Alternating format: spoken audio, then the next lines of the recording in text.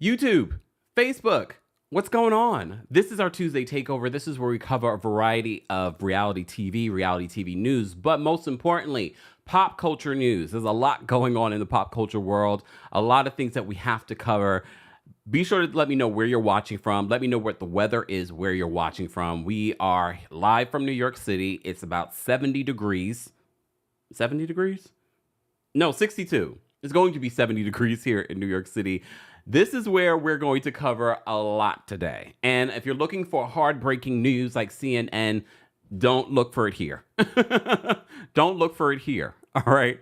Let me know where you're watching from. Let me know where the weather is where you're watching from. And also let me know what your good news is of the day. Let's get into our Tuesday Takeover. We have a lot to unpack and some reality television that I just don't want to talk about anymore.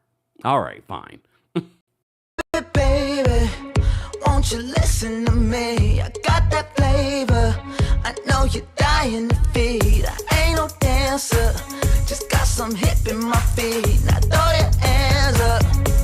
Ooh, you bring the lighter. I got the fuse.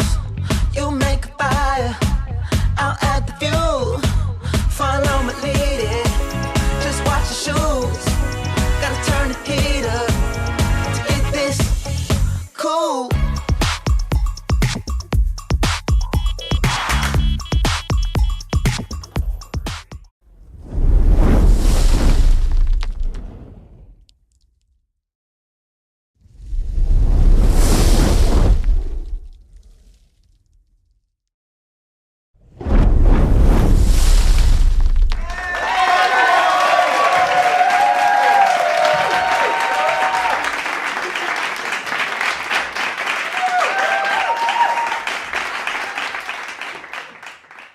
Welcome back to the KEMPIRE channel, your number one source for pop culture news and music, entertainment, reality TV, and so much more. This is our Tuesday Takeover. We have a lot to unpack, but we always start off with some good news. But today we're going to start off with our sponsor for today's live Tuesday Takeover from our friends over at Morgan & Morgan Injury Law Firm.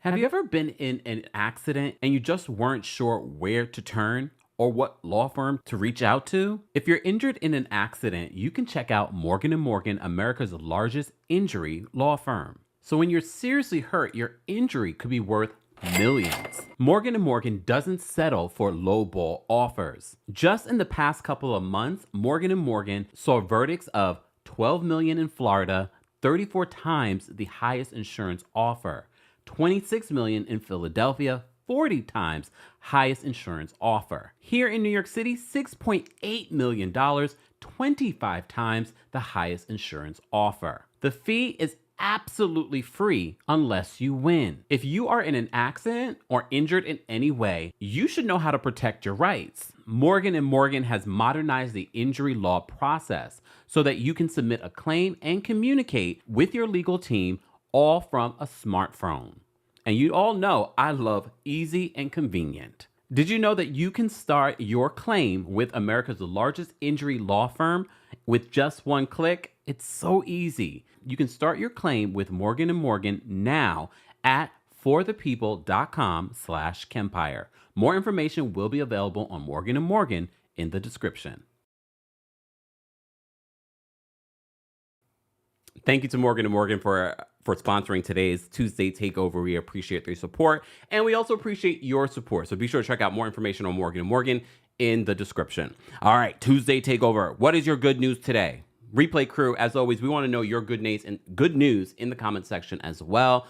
Let me know in the live chat. Those of you watching on Twitch, Twitter, and TikTok, let me know what your good news of this Tuesday is. My good news, my arm is feeling a little bit better. Well, not a little bit better. It's feeling a lot better than it did last week, but it's still a situation. Look. I don't know what I did, but I'm doing my exercises. I'm doing everything that I need to do in order to figure out what happened here. Not even figure out, just take care of what's happening. So I'm feeling a little bit better. Thanks for those that asked. Look.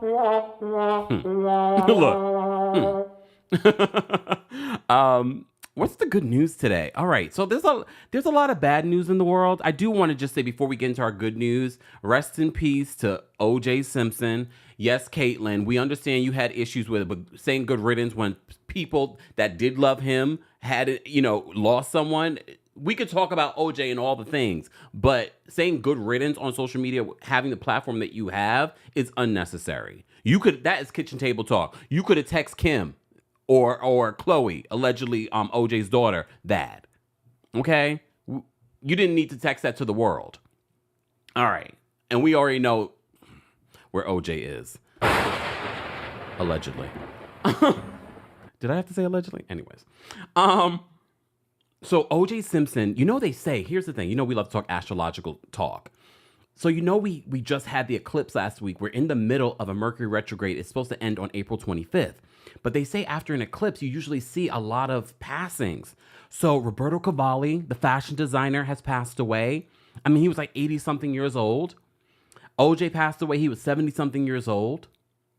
I wrote this down because I didn't want to forget all the names. Rico Wade, of Organized Noise. If you don't know who Organized Noise is, go Google Organized Noise and all the hits. Their hits. So Rico Wade, he was only 52 years old. He also passed away this past week. Mr. C, from Hot 97, the DJ. And yes, if you've been following the T for a long time, yes, Wendy Williams talked about him for years. He got caught with, yes, okay. But he passed away. He was only 57 years old. Only 57 years old. Drama said, hurry up, April 25th. Go listen to the special podcast episode that I did with Nancy, a Vedic astrologer, and she talks about we shouldn't be scared of the Mercury retrograde. We really should not be scared of this Mercury retrograde. If anything, you find out a little bit more about why this whole situation happened with my shoulder. And she asked me, did you have a similar neck shoulder issue during the last retrograde? That's when I was in Japan. We talk all about it. So if you missed that special podcast episode, be sure to check that out. You can also listen to it on our KEMPIRE Radio YouTube channel. For those that don't want to have subscribe to our podcast on Apple Podcasts or Spotify, you have an option there. But you can take us on the go by listening on the podcast. All right. Anyways, so we had all of those passings on this past week. All right. Some other not bad news. Well, no, there is some bad news. Whatever's going on in the Middle East right now. Look, I'm not going to cover the nitty gritty of the conflict in the Middle East. It is so complicated and so many people have strong opinions on it, but I am not Don Lemon. Well, Don Lemon's not even doing hard news anymore, is he? But he's a journalist. I'm not a journalist. All I want to say is peace in the Middle East. That's what we all want. All right. And don't forget to vote come November. That part too. And if you're not registered, make sure you're registered. All right, exactly. Tired but flawless says, I take retrogrades as a learning and growing opportunity. And that's the way people really should. I mean, yes, there are a few little hiccups that happened during that time, but look, we all be strong. We will all be strong. All right.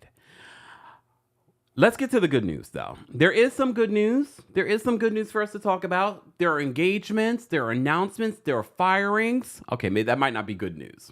First of all, congratulations to Kenya Moore. So Kenya Moore, let me bring up a picture of Kenya. Hold on. Kenya Moore announced that she will be returning. Hold on. Ooh, if I can pull up my pictures. What's going on here? Okay. Kenya Moore announced that she will be returning for season 16 of The Real Housewives of Atlanta. She posted a cute little clip on her Instagram. We won't show it here because she was playing her song and I don't want a copyright issue. She was playing her song, Gone with the Wind Fabulous. So we already kind of knew that Kenya was coming back. So now we hear that Kenya is making it official, but our friends over at lovebscott.com reported the night before in their exclusive that Kenya was coming back. And a few weeks before that, the Neighborhood Talk also confirmed that both Portia and Kenya were coming back for Real Housewives of Atlanta season 16. We also hear that Drew Sidora will be coming back next season, but we've been heard that. Some people don't care. Sorry, Drew. Some people don't care that you're coming back. They're tired of your lies. Okay. But, Drew has a story. Drew skews younger. I think that's what Bravo wants. All right. No word on the new ladies yet. Okay. So we have Kenya, Portia, Drew. We still do not know. They have not confirmed whether or not She by Someone Else, aka Sheree, will be coming back this season. But hear me out. And I'm feeling this way right now. But I might change my mind later.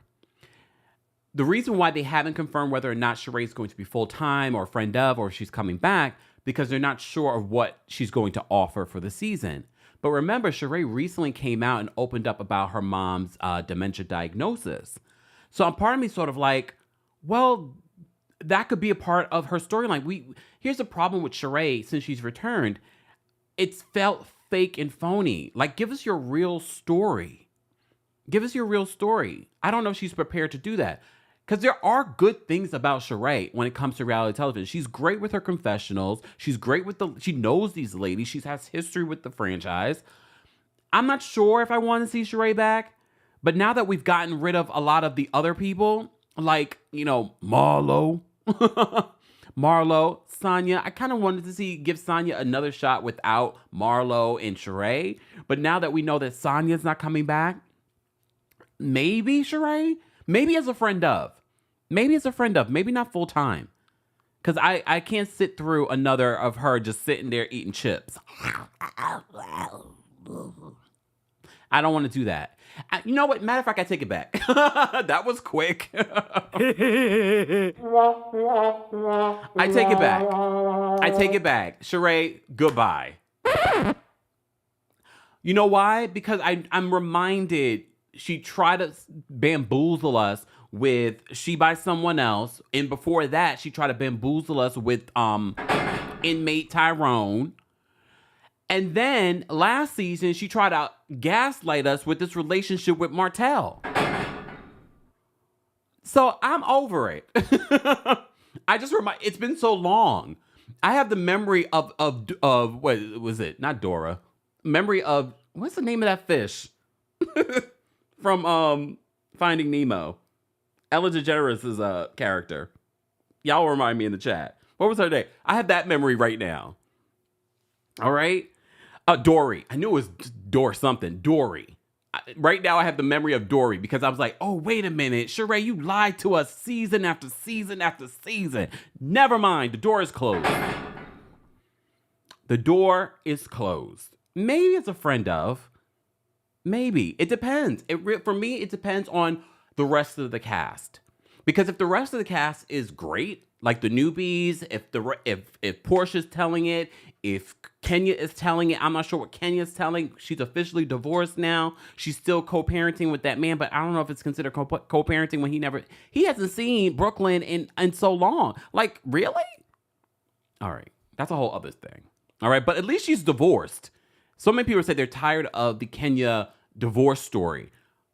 That story is not here anymore. We're going to see if Kenya's dating. I'm ready. Look, I'm ready to see. I guess. I guess.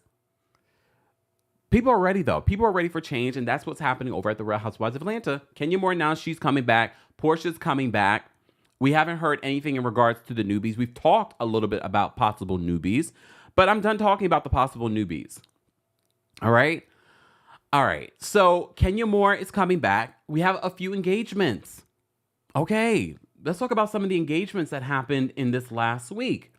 First, I'm going to talk about Jennifer and Ryan from Real Housewives of Orange County. Do I have a picture of them? I think I do. I do. I hope I do. Hold on. I know I pulled over a picture of them today. If I can find it. Oh, here it is. All right. Look. Here we go. Congratulations to Jennifer and Ryan. You know, we've talked about Real Housewives of Orange County. She was a newbie on Orange County. We actually liked her. We didn't really like him, but they got engaged. So I'm guessing, is she officially divorced? Because the last we heard, she wasn't officially divorced. But let me see what People Magazine is saying. So they said Jennifer and Ryan had a trip to the Bahamas they'll never forget. The Real Housewives of Orange County couple got engaged last week while vacationing at Baha Mar Resort. They exclusively tell People. Bravo, y'all must have some sort of relationship with people because they get all the exclusives. So they said, we're both super stoked and couldn't be happier, says Jennifer, who's 46. We always say that our love is a gift, and this just feels like the icing on the cake. This is a magical time for us. I really am the luckiest girl in the world. Oh. I mean, look, if you know anything about this couple, if you followed them on last season of Real Housewives of Orange County, I don't know if she's the luckiest girl in the world. Like, I like Jen. I'm looking forward to her this season. But her relationship with Ryan, I'm always giving the side eye because his behavior has been questionable. So I don't know if she's the luckiest girl in the world. You might just be engaged. Okay. All right. So apparently Ryan popped the question on Thursday, April 11th, while walking with Jennifer on the beach. The property, he notes, is one of their favorite spots to go with their blended family. We take all the kids there, typically the first week of the summer, so it was important to me to do it in a spot that means something to us.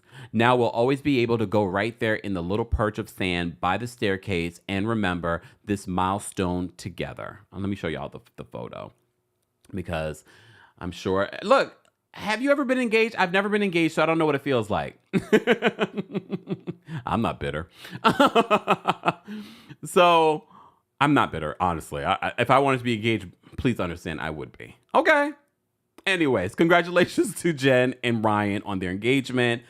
Fine. Okay. Congratulations to our friend Preston from Summer House Martha's Vineyard. Sidebar. We'll get back to you, Preston, in a second. If you missed my conversation with Alex Tyree from Summer House Martha's Vineyard last night, he called in. Oh, I had a good conversation. And a lot of you said, I actually like him. Go check that out if you missed it. But Preston got engaged. We talked about this yesterday during our recap. Preston also got engaged. Look, things are happening in the universe. So not only bad things happen during the Mercury and eclipse, we have good news. So Preston Mitchum, the Summer House Martha's Vineyard star, is engaged after he popped the question to now fiancé Donald Cooley during a European getaway on Tuesday, April 9th. People can report the happy news exclusively, of course. Can I say something, Preston? You know I love you, right? I don't know you. I like you. Okay. I just wish the black folks from Bravo, I get it. Bravo tells you, please release the information exclusively to people. I wish you guys would go to a black media because black media doesn't get these exclusives.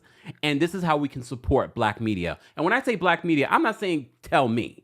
Okay, I'm saying go to Essence Magazine. Go one of those platforms. Is Ebony still around?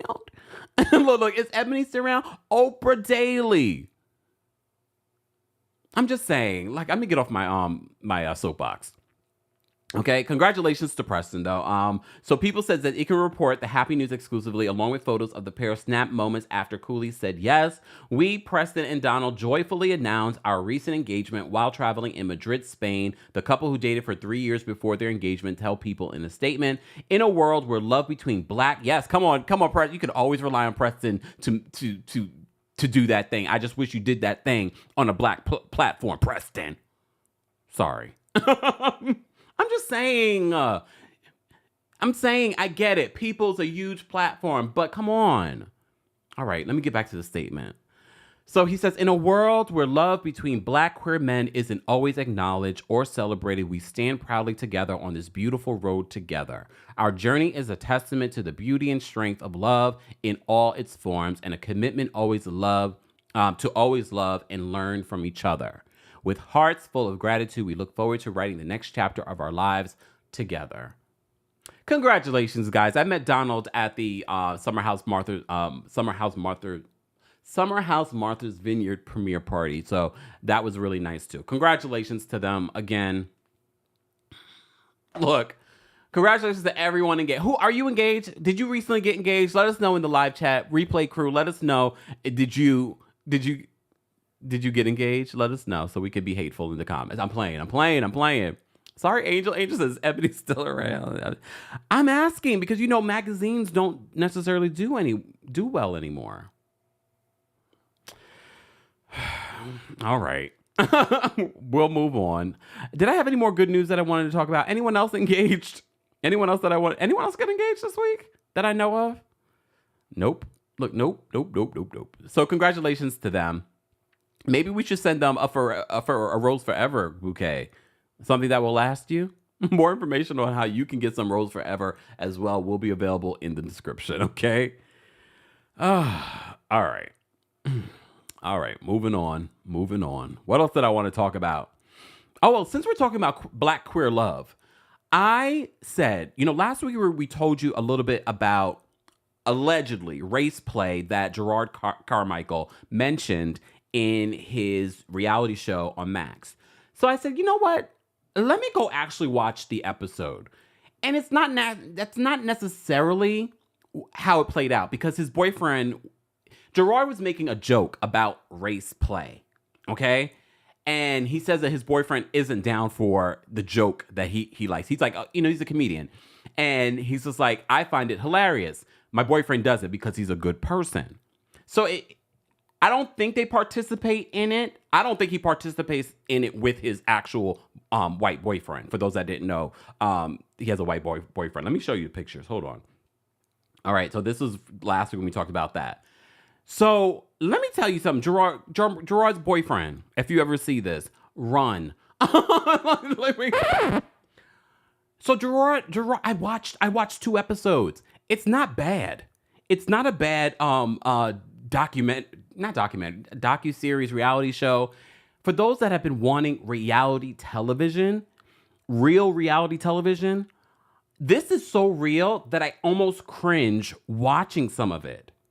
Like, we are seeing him hook up, not like literally. We're seeing him have a hookup come over after we're watching him with his boyfriend. And hear me out. The gays understand this. There are some gays, okay, or some people in the LGBTQIA plus community that are in open relationships or are thruples. Fine. No judgments. That's not the relationship Jerrod's in. They're supposed to be in a monogamous, all right, relationship. But Jerrod doesn't seem to be able to be monogamous.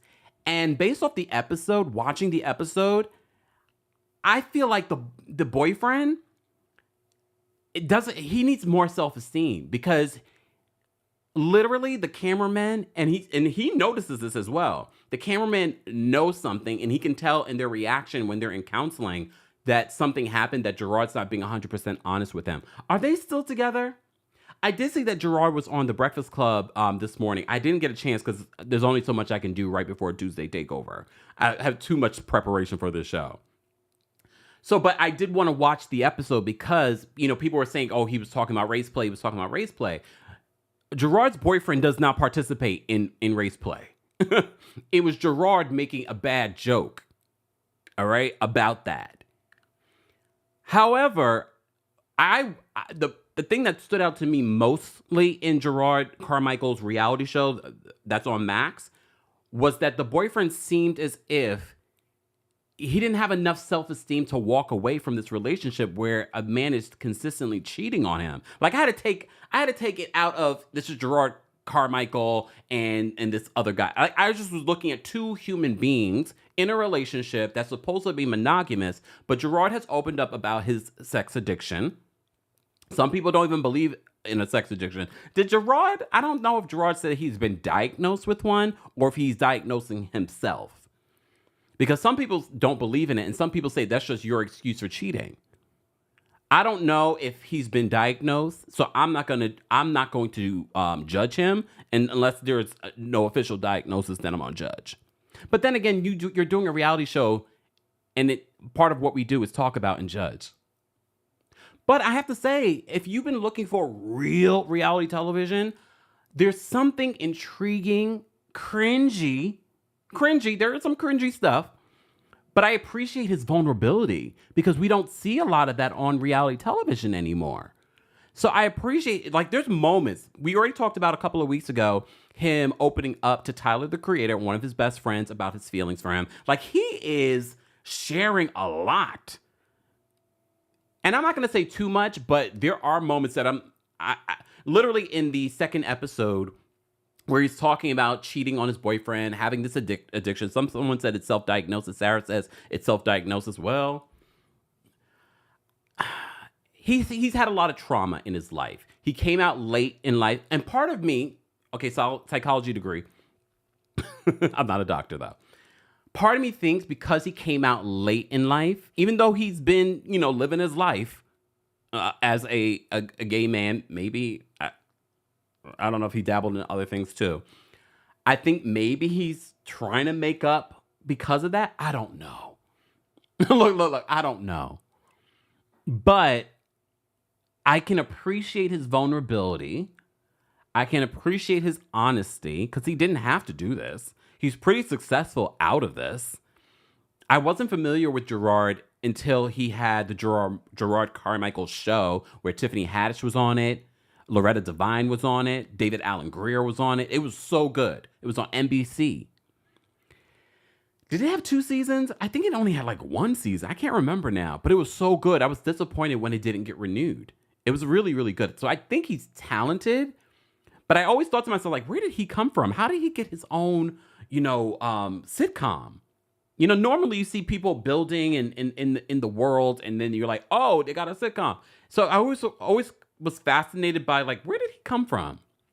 All right. And then he sort of like disappeared. He's sort of been doing like acting and his, stand up and things like that. And he came out in the previous stand up special that he did. All right. So now he has this reality show that he's doing, and he's talking about his addiction. He's talking about his relationship. He's talking about cheating. I was literally in the middle of, this is why I'm late. I'm preparing and getting ready for our live show, but then I was also watching episode 3. So I didn't get to finish the last 10 minutes of episode 3. Dina says he just came out, but he said he had experiences. Oh yeah, he said like thousands of experiences. Thousands of experiences. But I'm wondering if coming out late, even though he's had these experiences, if coming out late is sort of his way of, I don't know. Look, I'm trying to help him here, but at least he's in therapy. I can appreciate that. Oh, Dina, I was thinking the same. Dina says industry plant. That's what they accuse Kevin Hart about, because some people feel like that's what happened with Kevin Hart. He came out of like nowhere. Anyways, Jamaki says he was a writer, I think. I mean, look, even if he just came out of nowhere, he's an industry plant, I don't know. The Jerrod Carmichael show was actually really good. And this reality show, I can appreciate his vulnerability. I can appreciate even the cringy moments. And when I say cringy, it's just uncomfortable for me. I'm like, are we really? Like, we literally see him meet up with a guy. This guy comes to his apartment.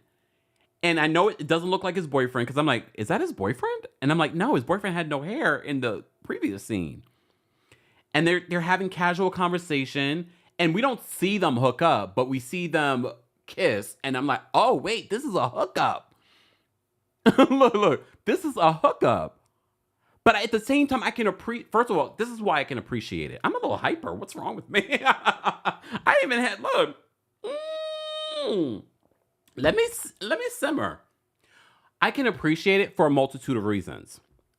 We don't see a lot of real reality television anymore.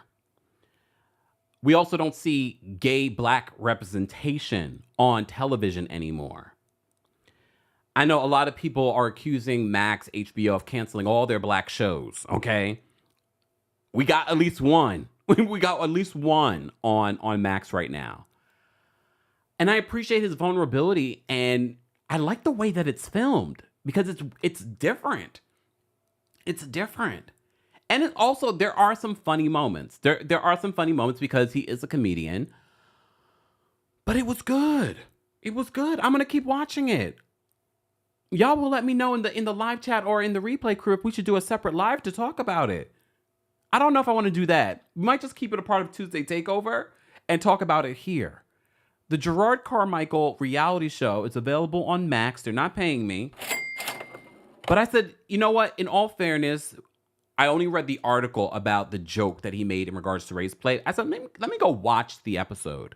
So I watched the episode and I had a different impression of it. However, I will say this. Although he said it's a joke and he doesn't participate in that with his boyfriend, I wouldn't be shocked if he actually has participated in race play with other men that aren't his boyfriend. Anyone else that's watched this, agree with me? You don't have to, but I'm just saying. Oh yeah, there is an episode. That's the first episode, right?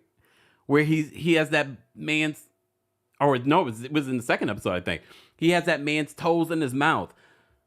I don't even like it when you guys post your toes on social media. Like, why am I looking at your feet? This is not OnlyFans. Go over there with Larsa.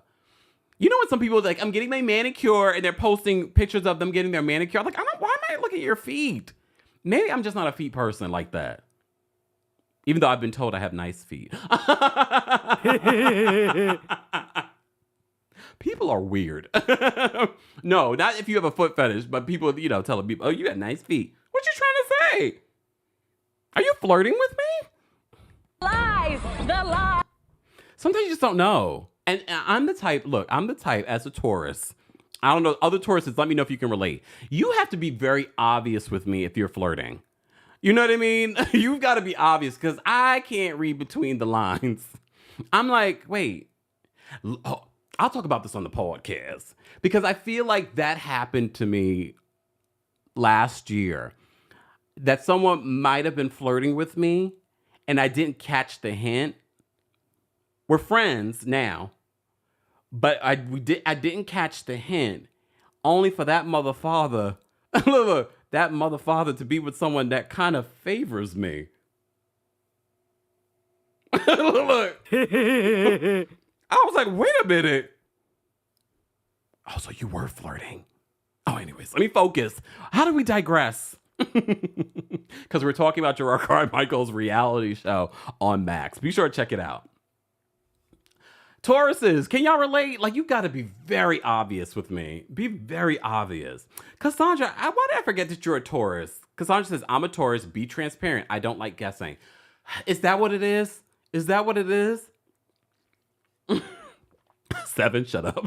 7 said, better set up that OF. Nope. You know what?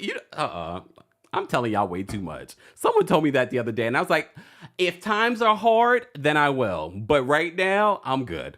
Right now, I'm good. No shame to those that do. Make your money. Make your money. I do not shame. Nope. Not at all.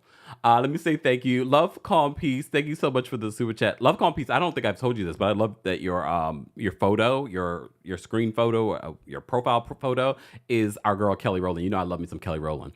Love, Calm, Peace says, Sheree, just full of lies. Lies, the lie. It's true. I don't know. Look, I literally was rooting for Sheree in this moment, and then within 0.2 seconds, I was like, yeah, I'm good, Sheree. No need for you to come back. Oh, K-Baby says he settled for the Kemp variant.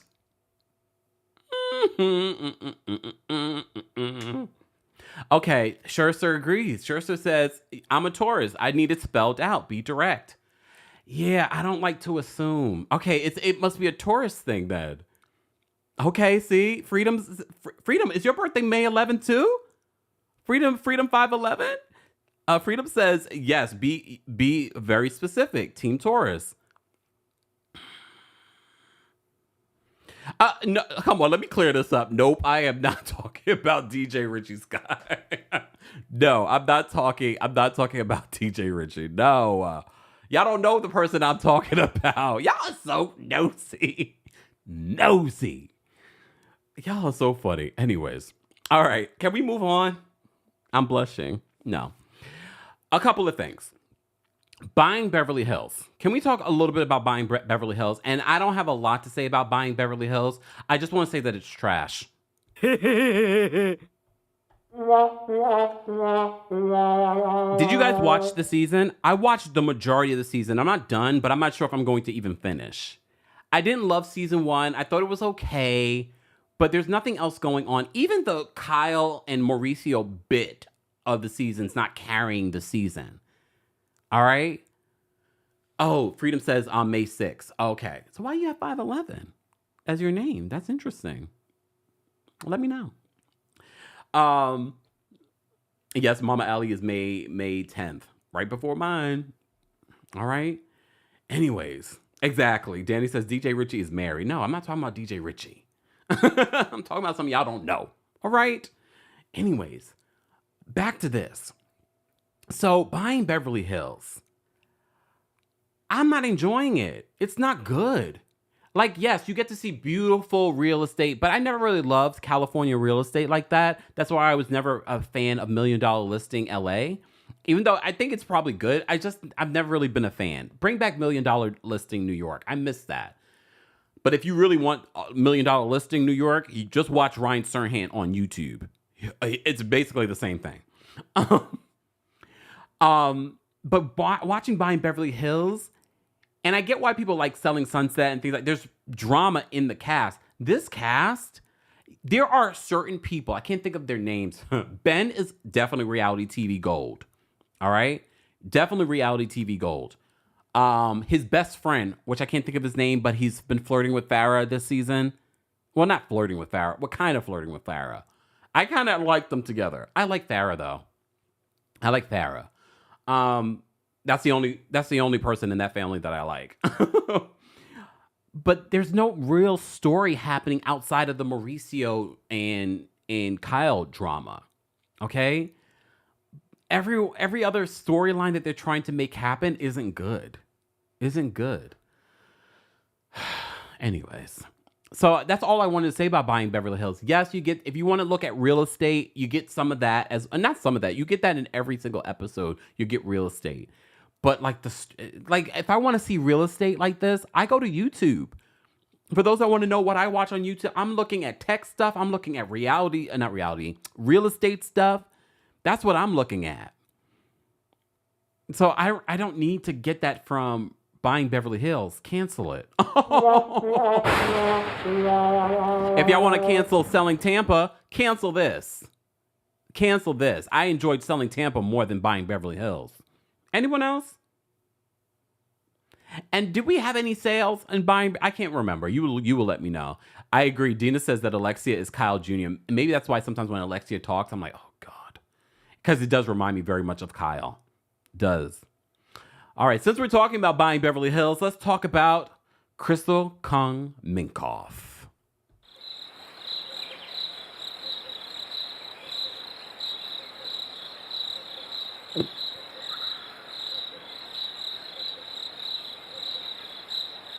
All right, moving on. No, I'm playing Crystal. So Crystal took to her social media yesterday to confirm that she will not be returning to Real Housewives of Beverly Hills for season 14. Okay, Crystal. Hi. So I just wanted to share the news that I will not be coming back to film season 14 of Real Housewives of Beverly Hills. It's very bittersweet. Never did I think I would have been asked to do this show in a million years, let alone film it for 3 seasons. Every single year I was asked back. It was a blessing. She was shocked. An honor. Being the first Asian American on Beverly Hills was a lot of weight on my shoulders that I have since just have really understood the magnitude of what that meant for people. And I just wanted to thank you guys for being such an incredible support for me, and I hope that I have been for you, sharing my story with my ED, sharing stories about my father and his Alzheimer's. I've heard so many incredible stories from you guys. But this is not goodbye. This is see you soon. I have some other things going on that I will be sharing with you soon, that I'll still be able to connect with you, because at the end of the day, that has been my biggest gift of filming this show, is connecting with so many of you with your beautiful stories. And look, my little New Year, Chinese New Year, good luck charm for me. So more to come, but I'm so grateful for everyone's love and support. You guys are an incredible audience with your own unique stories to tell, and I hope that you guys all one day have your opportunity. And Rob, Max, Zoe, my brother Jeff, my mom, we're all so grateful to you guys. This has been such a fun chapter, Lark. So thank you guys so much again. Okay. Here's the thing. In all fairness, I liked Crystal on the show. Do I feel like Crystal brought a lot to the show? No. But one of the things that she was consistently bringing was, I liked seeing her at home with her family. There aren't a lot of housewives that can do that, where it's entertaining at home. I like how she was, the friendships that she was forming with Sutton and Garcia. But we've given her 3 seasons. Unlike, Nneka or Anna Marie, she's had multiple seasons to give us a little bit more. And like I said, I don't need Crystal to give us fighting or yelling or anything like that. It just felt like it would fall flat a lot with Crystal. All right? So I'm not really sad to see her go. They've given her ample opportunity to give us something different. And we really didn't get anything different from her. Even the fight with Anna Marie just wasn't hitting. At least not for me. All right? So Anna Marie's gone. And now Crystal's gone. I think maybe if they brought one of the fleeing 14, maybe it could have saved her job. But I do find it interesting, though. Even though I did find Jerrod at the top of the season very funny in her confessionals, she didn't really have any story either. Do you think that Jerrod is coming back? This means that they're about to start filming season 14 with these announcements coming. I don't know what Dorit's going to be talking about, but Dorit and what she has been talking about the last few seasons hasn't been interesting or entertaining. But Dorit more than likely will come back because of her beef with Kyle. So that probably will be her storyline this season. Well, producers, if that's her storyline this season, please make this her last. Please make this her last. Because everyone has been over Dorit for a while. For a while. And to be honest with you, when we are at home with Dorit, I don't care. And the difference between Dorit at home and Crystal at home, Crystal, I believe, owns her home, owns everything that's in her closet, doesn't have tax issues, actually has a loving relationship with her husband and children. I love Dorit's kids, don't get me wrong. But that's like every time we're at Dorit with a Dorit only scene at home, it doesn't give authentic. It doesn't feel believable. It's very much between Drew Sidora energy and who else is fake at home? Even Mia though. Mia gives a little bit. If I tell you that Mia is more believable than Dorit, that is saying a lot. That is saying a lot. It's time for Dorit to go. But it was time for Crystal as well. It will be interesting to see who they decide to bring back next season. I don't really care about Kyle and Mauricio. I am ready for a break. But what I will give producers credit for this past season was that they didn't focus everything on Kyle this season. So last season of Beverly Hills was actually interesting and entertaining. But I don't know. Look, I don't know. Little Eva says, isn't Dorit broke? You would never know. They never focus on any of the Dorit stories that play out online or in the news. So it's sort of like, what are we focusing on? Dina says Dorit be lying too. They don't give her that edit though. They definitely don't give her that edit. Simone says that Kyle needs to go. I agree. P says I should watch Ennis is another great channel to look at high-end luxury properties. You already know if I'm looking at high-end properties on YouTube, I am very familiar with Ennis. Okay? I was just watching some of his videos over the weekend. Thank you, though, P.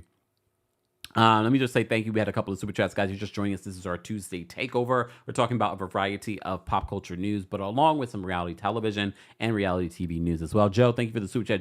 Joe says, who is it, Kemp? Name them. Name them. We'll follow up in Boston.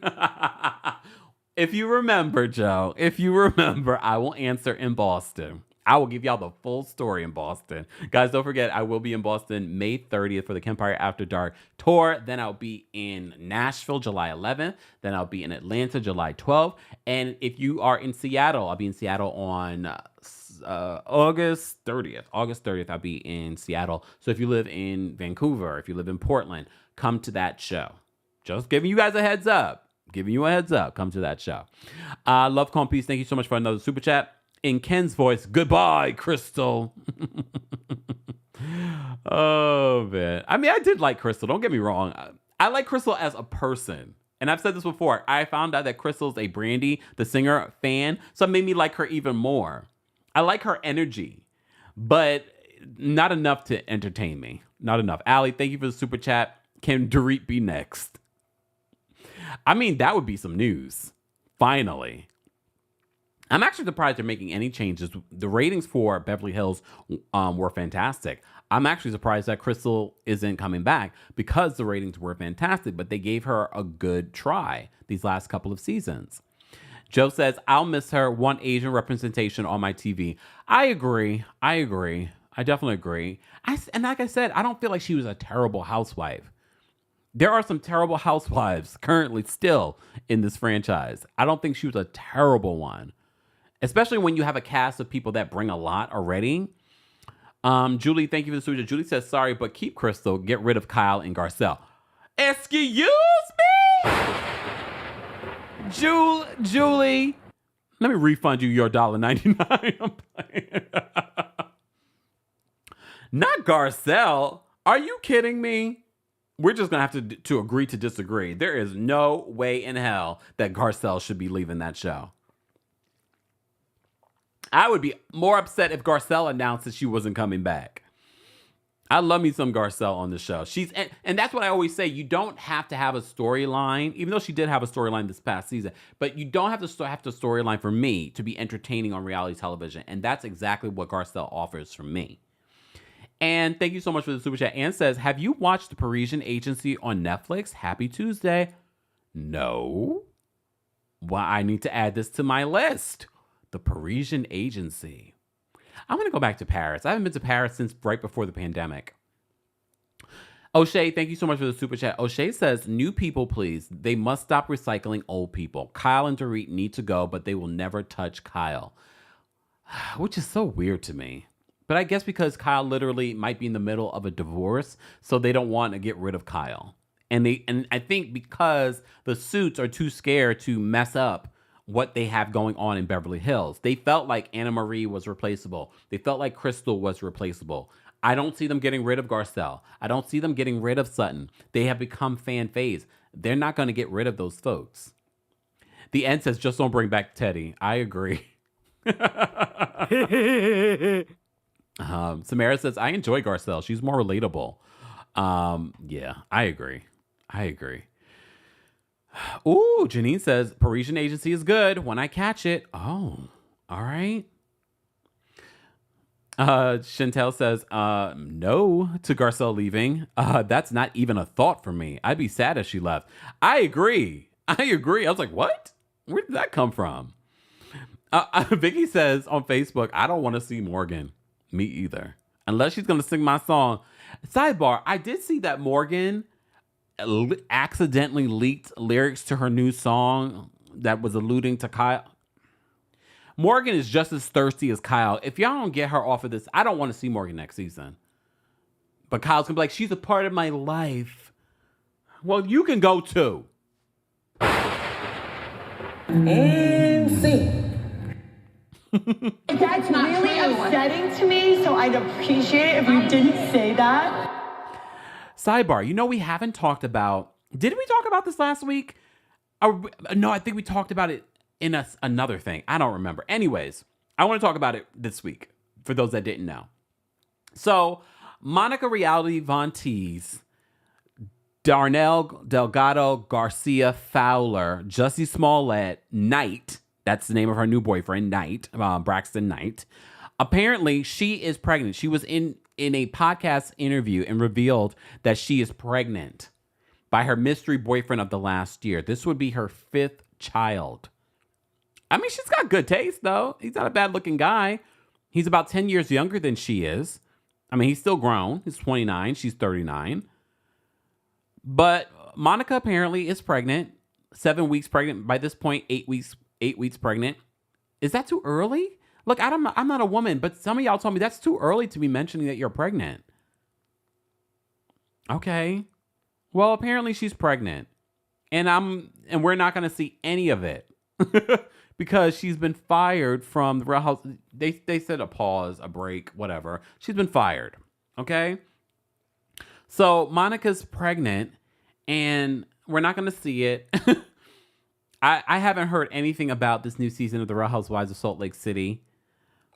Do you even care? I think a lot of the fans are sort of like checked out. Salt Lake City. Like, you guys are already teetering on being canceled with the fans. Not by the network, but with the fans.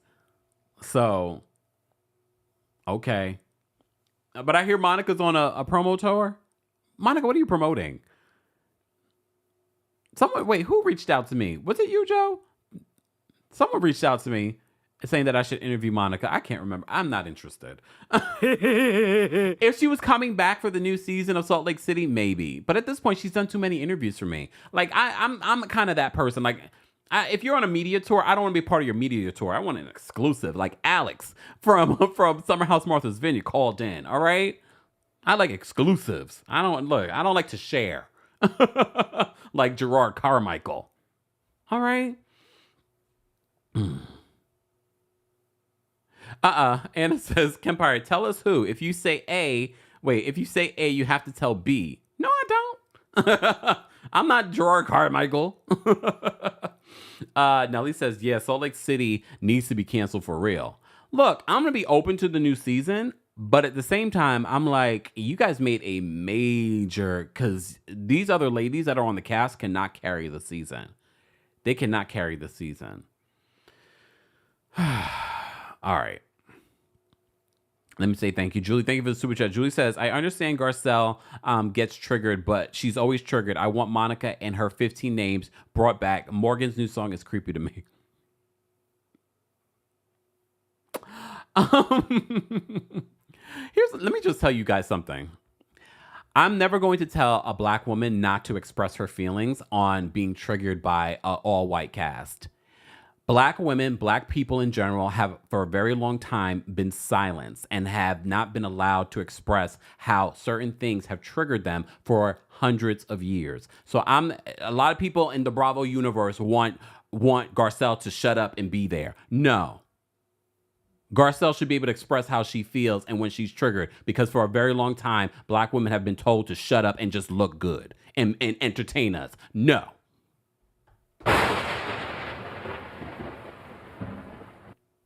Look, because I don't think people realize when they say that Garcelle complains about race too much or she triggered.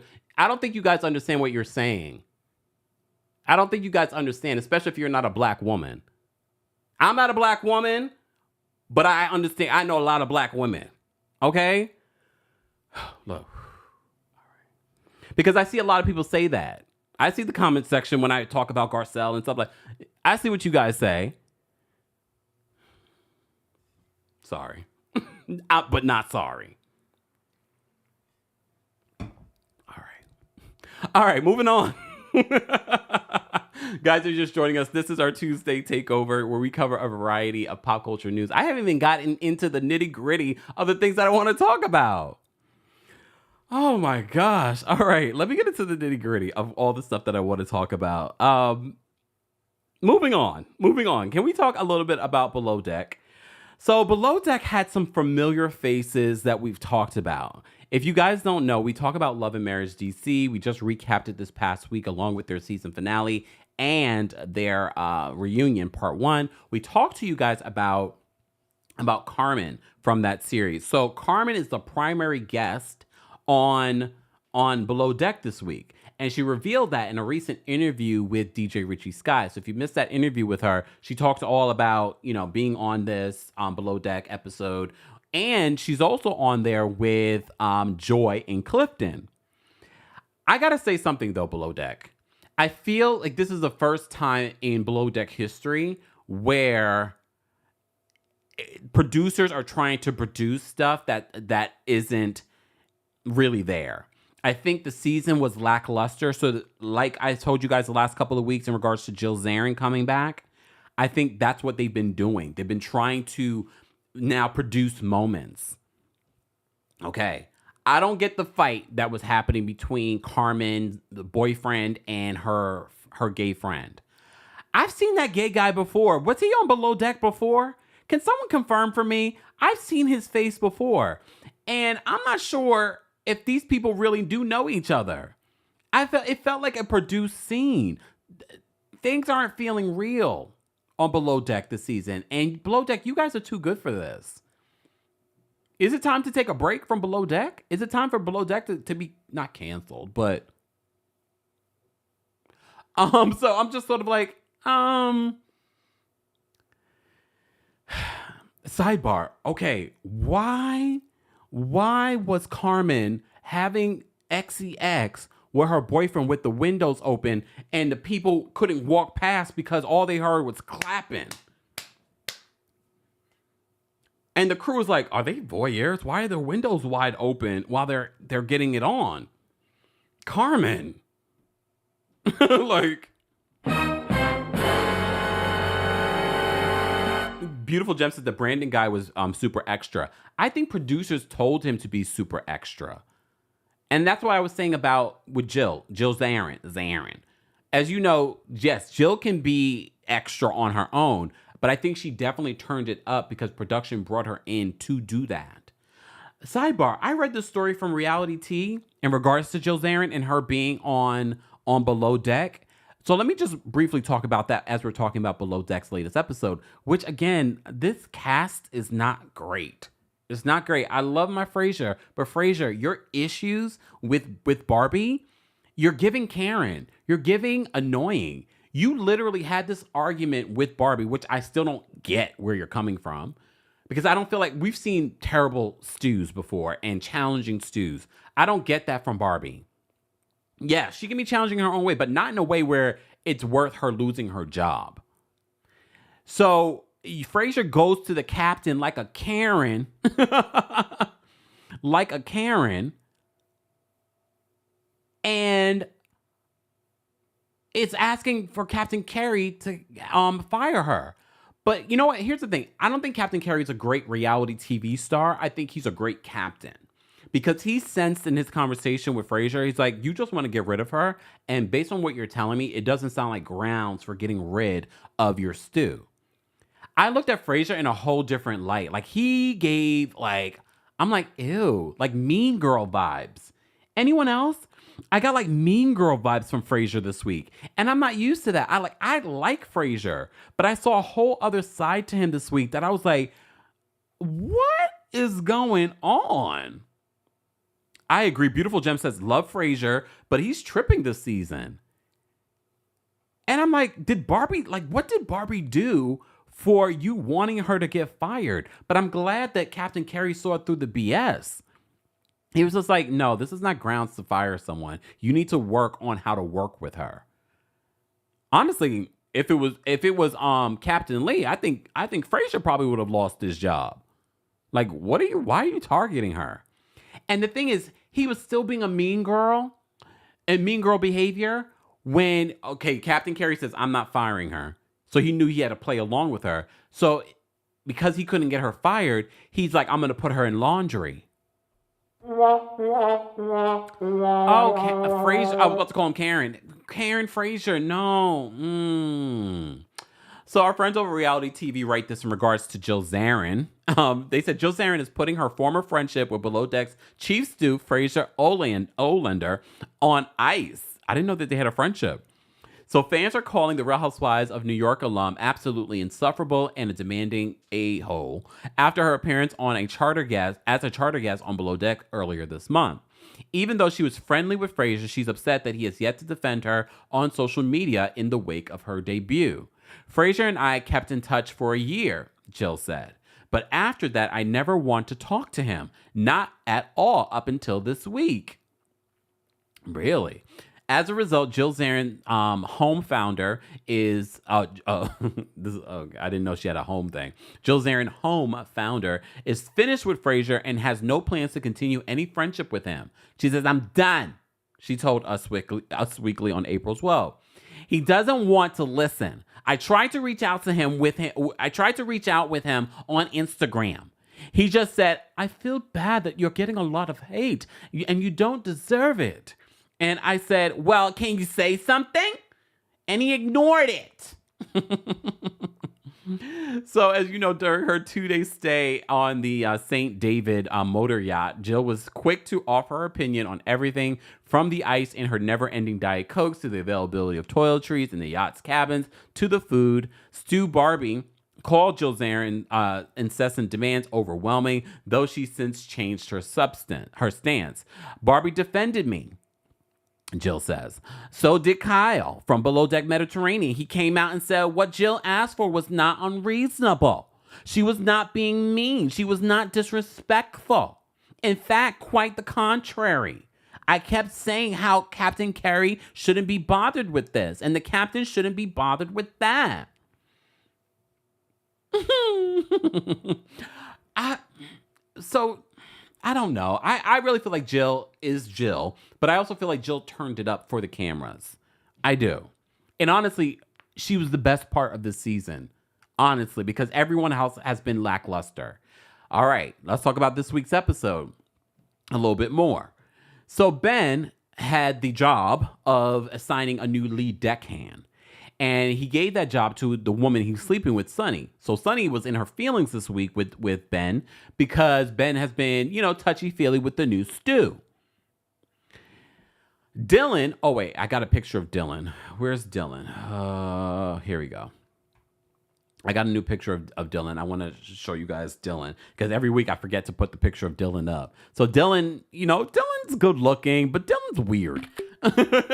Like he has a weird energy, personality, but he also has more experience than Sunny. Do you think that Ben gave this position to Sunny to kind of shut her up? Because remember, Sunny was mad at him. But Sunny, I don't get why you're in your feelings. You're not going to even see this man after this charter. I mean, after this, season. But okay, whatever. Look, okay, whatever. But Dylan is upset because he's like, I have more experience than she does. Why exactly is she getting this position? Mind you, he's a new person coming on the yacht. But Captain Carey agrees with Ben. All right? So I honestly, after watching the episode, I think Ben gave it to her to kind of shut her up. Because remember, they literally were in the middle of a fight. They made peace. I think that's why he gave it to her. And I also don't think he likes Dylan. Beautiful Gem says Dylan gives dramatics in his confessionals, which makes him a great reality TV star, but not great enough for this season. This season needs an overhaul. And I think that's part of the reason why we saw Jill Zarin come. Because like I said last week, I don't feel like Jill knew any of these other people. This week, we have Carmen from Love and Marriage DC along with Joy and Clifton. And there's a fight between the charter guests. I can't even explain what this fight was about. I don't even care. I don't even know if these people even know each other. I do know that Carmen knows Joy and Clifton, but I'm not 100% sure she knows everybody in this group. That's what it's giving this season. Maybe she does, but I'm not convinced. Little Eva says, Dylan always seems dumb to me. Not only you. I think all of us. Little Eva says, if Dylan didn't speak, he'd be the perfect man. Yeah, he's a little goofy. He says interesting things. He's always telling you to give you high fives. Foxy says Ben is definitely a sneaky link. But I think we all know that about Ben. Is this well, she did tell him in this episode this week. Sunny did tell him in this episode she's not down for sharing him. She's not down for sleeping with other people while she's sleeping with him. Let me say thank you. We had a couple of super chats. Love Compie says, did everyone sign the petition for Giselle to go? There's 3 different ones. We talked about this yesterday during our Real Housewives of Potomac recap. All right. Okay. Asha says, KEMPIRE, I need whatever you're sipping on today. Water in my coldest water bottle. Maybe because I actually had like a meal right before this live. Maybe I need to eat more before I go live. Joe, thank you for another super chat. Joe says, what do you say to people saying that Garcelle weaponizes the race card to get away from caste conflicts on Real Housewives of Beverly Hills? Have seen a lot of similar tweets on it. I think I already answered this question. I think I've already answered this question. I think people love to say that because they're uncomfortable with the conversation on race.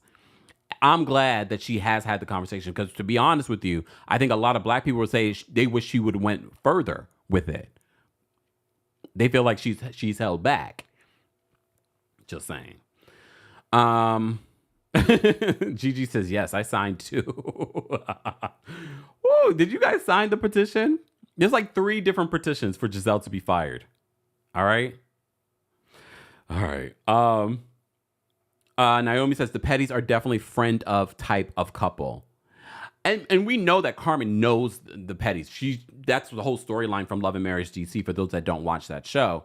The whole storyline is that they're in a throuple, but we get to see Carmen's boyfriend. And apparently the crew got to see Carmen and her boyfriend getting it on. I'm like, oh, all right. All right. Okay. All right. I think I've said enough about Below Deck. I did end up watching at least part 4 and a little bit of part 5 of 90 Day The Single Life. And yes, there were 5 parts to the tell-all. 5 parts to this tell-all. I don't care. You don't care. All I just want to talk about is Jamal. Jamal and him hooking up with Tim's. They weren't boyfriend and girlfriend. The girl that he had went on a couple of dates with during 90 Day The Single Life. Jamal, I don't believe this. We get this entire scene with Jamal and this woman talking. However, we don't see them. So their mics are on. And at first I was like, oh, they don't realize that their mics are on. No, this was a scheme that Todd set up for us to the BS. So they're talking about how they hooked up and they did it twice and things like that. Like they don't know that they're mic'd. I was like, I'm not falling for it, Jamal. Ow. I'm not falling for it. I've been said this about Jamal based on what I've seen so far of him. I feel like Jamal is just out for being on reality television. I think he's trying to make money and be famous from reality television. Literally, you saw what the girl said that Veronica said about him, that he's unemployed. So I was just like, oh, so that just for me solidified that Jamal is just here for whatever antics he can provide. I don't think he's sleeping with Veronica. I don't think he's sleeping with that other girl. I think that, I don't believe it. I don't believe it. But that's all I had to say about the tell-all. I don't care about anything else. I don't understand 90 Day why you thought it was cool to have a 5-part tell-all. A 5-part tell-all on this cast. Okay. But since we're talking about 90 Day Fiancé, let's talk about 90 Day Fiancé Happily Ever After. I don't have a lot to say. I will not be talking about Ashley, The Witch, and Manuel. I'm tired of them. I will say very briefly about Gino and Jasmine. Tired of them. She was crying this week again. I'm very upset because she's like, this is the one time that I seriously thought about going back to Panama. Yeah, she's threatened many times. I'm just going to go back to Panama. You're cheating. You're lying. Over them. The same way that you guys fired Angela and Michael. Apparently, you won't see them this season on Happily Ever After. We've been telling y'all to cancel them. And I wonder if this was a last minute ploy. Oh, wait, let me walk this through. Look, I need to think this through. Do you think that Angela and Michael put this together in regards to their, him up jumping and leaving, his passport and everything behind, and her filing a missing person report, and then him saying that he's scared of her. Do you think that was a last minute effort by them to get back on 90 Day Fiancé? Because word on the street is that they've been fired. They've been fired, allegedly. And any promo of them, this was supposed to be their promo for 90 Day Fiancé Happily Ever After. I need them to fire Jasmine and Gino the same way they fired Angela and Michael.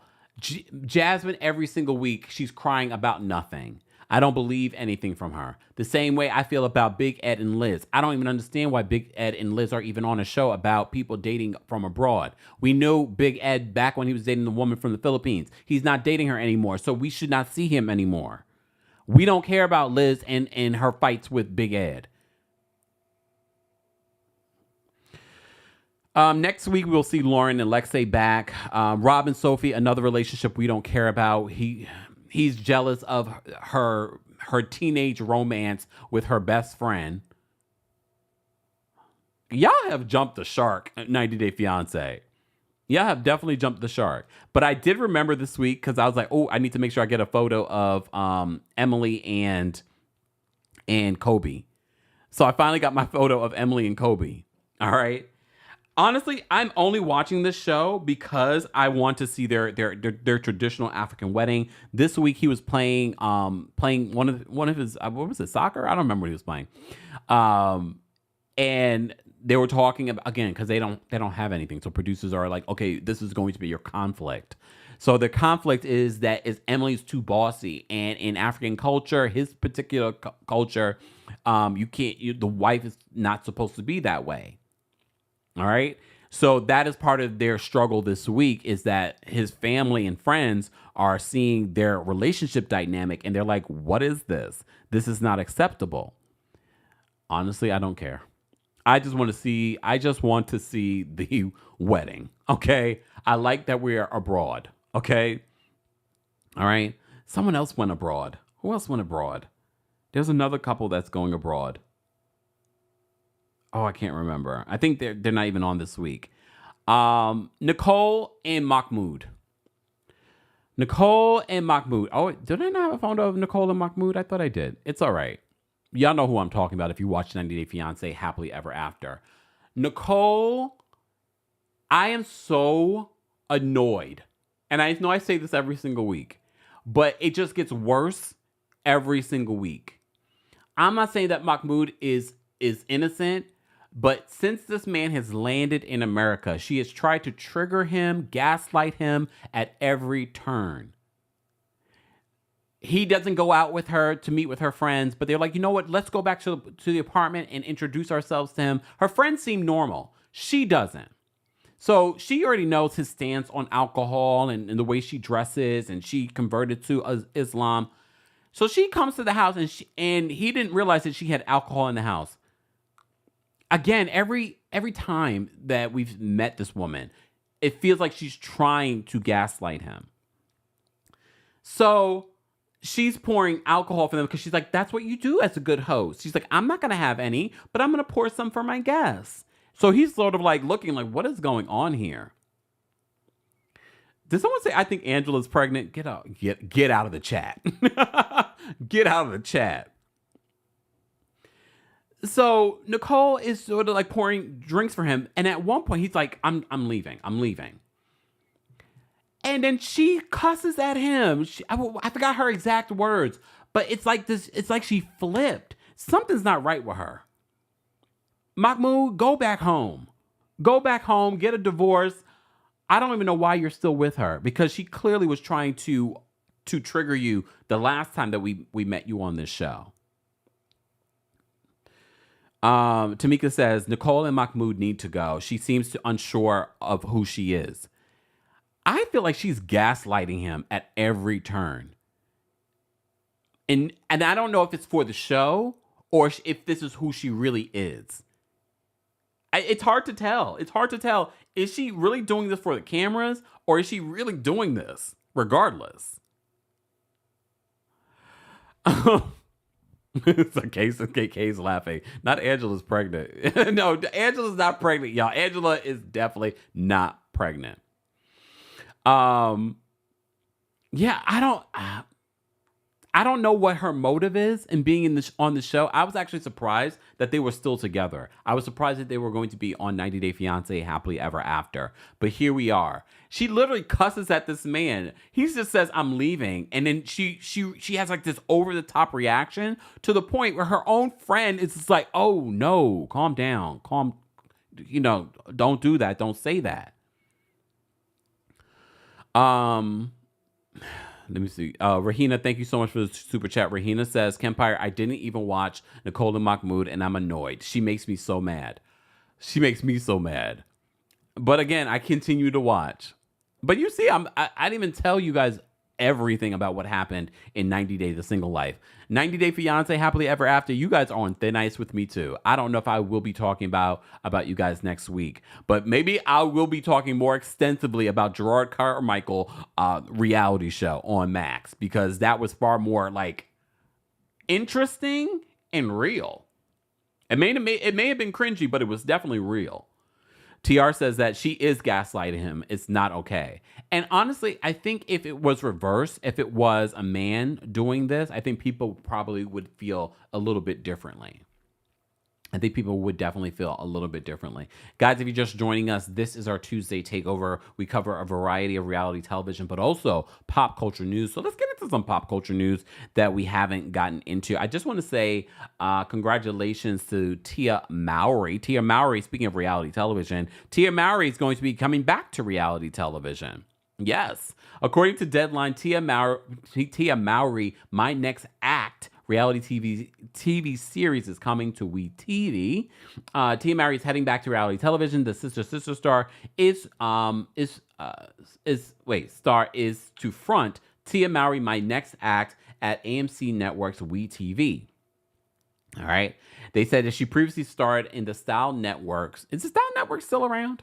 The Style Network's reality series Tia and Tamara alongside her twin sister. It comes after Mowry and her husband Corey Hardrick finalized their divorce last year. The news came out as a part of AMC Network's 2024 Upfronts presentation taking place yesterday, in New York City. All right, the series will follow Mowry as she experiences what life is like for the first time on her own. Because remember, she was with Corey for a long time. All right. Having previously worked so closely with her sister and then getting married, it will follow her as she's newly single, dealing with motherhood, and juggling her busy life. Mowry most recently starred in the Netflix series Family Reunion and recently published her second cookbook, The Quick Fix Kitchen. Tia Mowry, My Next Act, is produced by Jesse Collins Entertainment, and she executive produced alongside with Adam Griffin, Aaron Richards. I'm just trying to see if there's any... Nope. This is what Tia says. She says, "I'm excited to share more about myself, both personally and professionally. Having been in the public eye for most of my life, things often get misinterpreted or people get misled. I'm excited to pull back the curtain on this next chapter of my life." In regards to, will you guys be watching it? Like, I would give it a watch. I like Tia, but I did see people's big reaction to Tia on social media. People always have like this like mixed reaction that she needs to go back to Corey. And I'm like, why? Okay. All right. Look, I'm going to watch it. I'm going to give it at least 1 or 2 watches. If we could watch Portia's Family of Lies, we could watch this. And I'm actually interested to see her dating life, and this is going to be very different, and I'm sure we're going to get a little bit of Tamara because Tamara is a part of her life. So I'm looking forward to seeing a little bit of this. Did they give a premiere date? Let me see. Nope, no premiere date. I don't see any premiere date. It will also be on All Black, that network as well. All right. I don't see a premiere date, but yeah. So Tia Mowry is going to get her own reality television show. Big Miss Muffin says, "Where's their little brother?" He's still there. If you follow them on social media, you still see Taj. Taj had a sitcom. I don't know if that sitcom is still on, but he stays working. I mean, I think a lot of people want to know more about his personal life too. Okay. I'm sure we will see him on this reality show as well, because that's the one thing about the Mowry bunch. They all are very much close. So we'll even see their other brother that isn't in the business. So that would be interesting. But Jillian says people need to leave Tia alone and let her live her life. I agree. And she's going to share her life on this reality show. So that would be interesting. Oh, Lee says, is Tamara part of her life? Yes. They were recently on a red carpet together. Stop. Look, stop. They are twins. All right. They will forever be bonded. I hope. Look, I hope. All right. So we had that news. Let me move on from there. Let me talk about this Drake situation. All right. So there's been a lot of beef going on social media. First of all, last week we talked about the City Girls beefing. There was JT beefing with Glorilla. All right. And now there's some beef happening between Drake and everybody in hip hop. Not just Rick Ross, right? This week is Rick Ross. But apparently Drake has been having beef with everybody. So TMZ writes this in regards to this week's beef, all right? So Drake and Rick Ross are firing disses back and forth, taking shots at each other's appearances, with Ross even seemingly calling out a physical challenge to Drake. All right? So here's the breakdown. They said Rick Ross recently dissed Drizzy with his song Champagne Moments in response to Push-Ups, Drop, and Give Me 50. And among many other rows, he claims Drake got a nose job. So the lyrics say, you ain't never been an N-word anyway. N-words, that's why you had an operation to make your nose smaller than your father's nose. N-word. Well, Drake finally responded to this, sharing a text combo, supposedly with his mom, where she asked him point blank if he got a nose job without her. So his mom says this, Obs, the internet is saying you got a nose job. You look the same to me in the kitchen today. I can't believe you would get get one without me, because you know I always wanted one. Mother, leave your nose alone. You are of a big age. You do not need to be going under the knife. Okay? She said, don't tell me that you got tattoos without me, and now this too. He puts laughing emojis to his mom, and he says, I would have got us a 2-for-1 deal if I went, Ma. Not a 2-for-1. You would make enough money. Okay. He says it's coming from Rick Ross, the guy that I did songs with. He's gone loopy off the Mounjaro. You know, that's the weight loss medication. He hasn't eaten in days, and it's turned him angry and racist. He's performing at proms for money. It's bad. Don't worry. We'll handle it. And mind you, Drake posted this on his Instagram story. So the rapper jokes he would have gotten a 2-for-1 deal, as we just showed you. Then Rick took to his Instagram story to respond, calling Drake, who's mixed race, a white boy, while cracking jokes at him for running to his mother about their beef. And in the Instagram story, you see that he calls Drizzy, he says BBL Drizzy. Mind you, you remember that song that Megan Thee Stallion came out with, Hiss, and then Nicki Minaj went on for 72 hours about one line, when mostly that song was taking aim at other people, including Drake. So word on the street is Drake got some stuff done. I mean, look, how do you guys feel? Look, I know I have to ask the females. How do you feel about your man getting not a BBL, but I mean, you can. But just cosmetic surgery. How do women feel about your man or potential man getting cosmetic surgery? All right.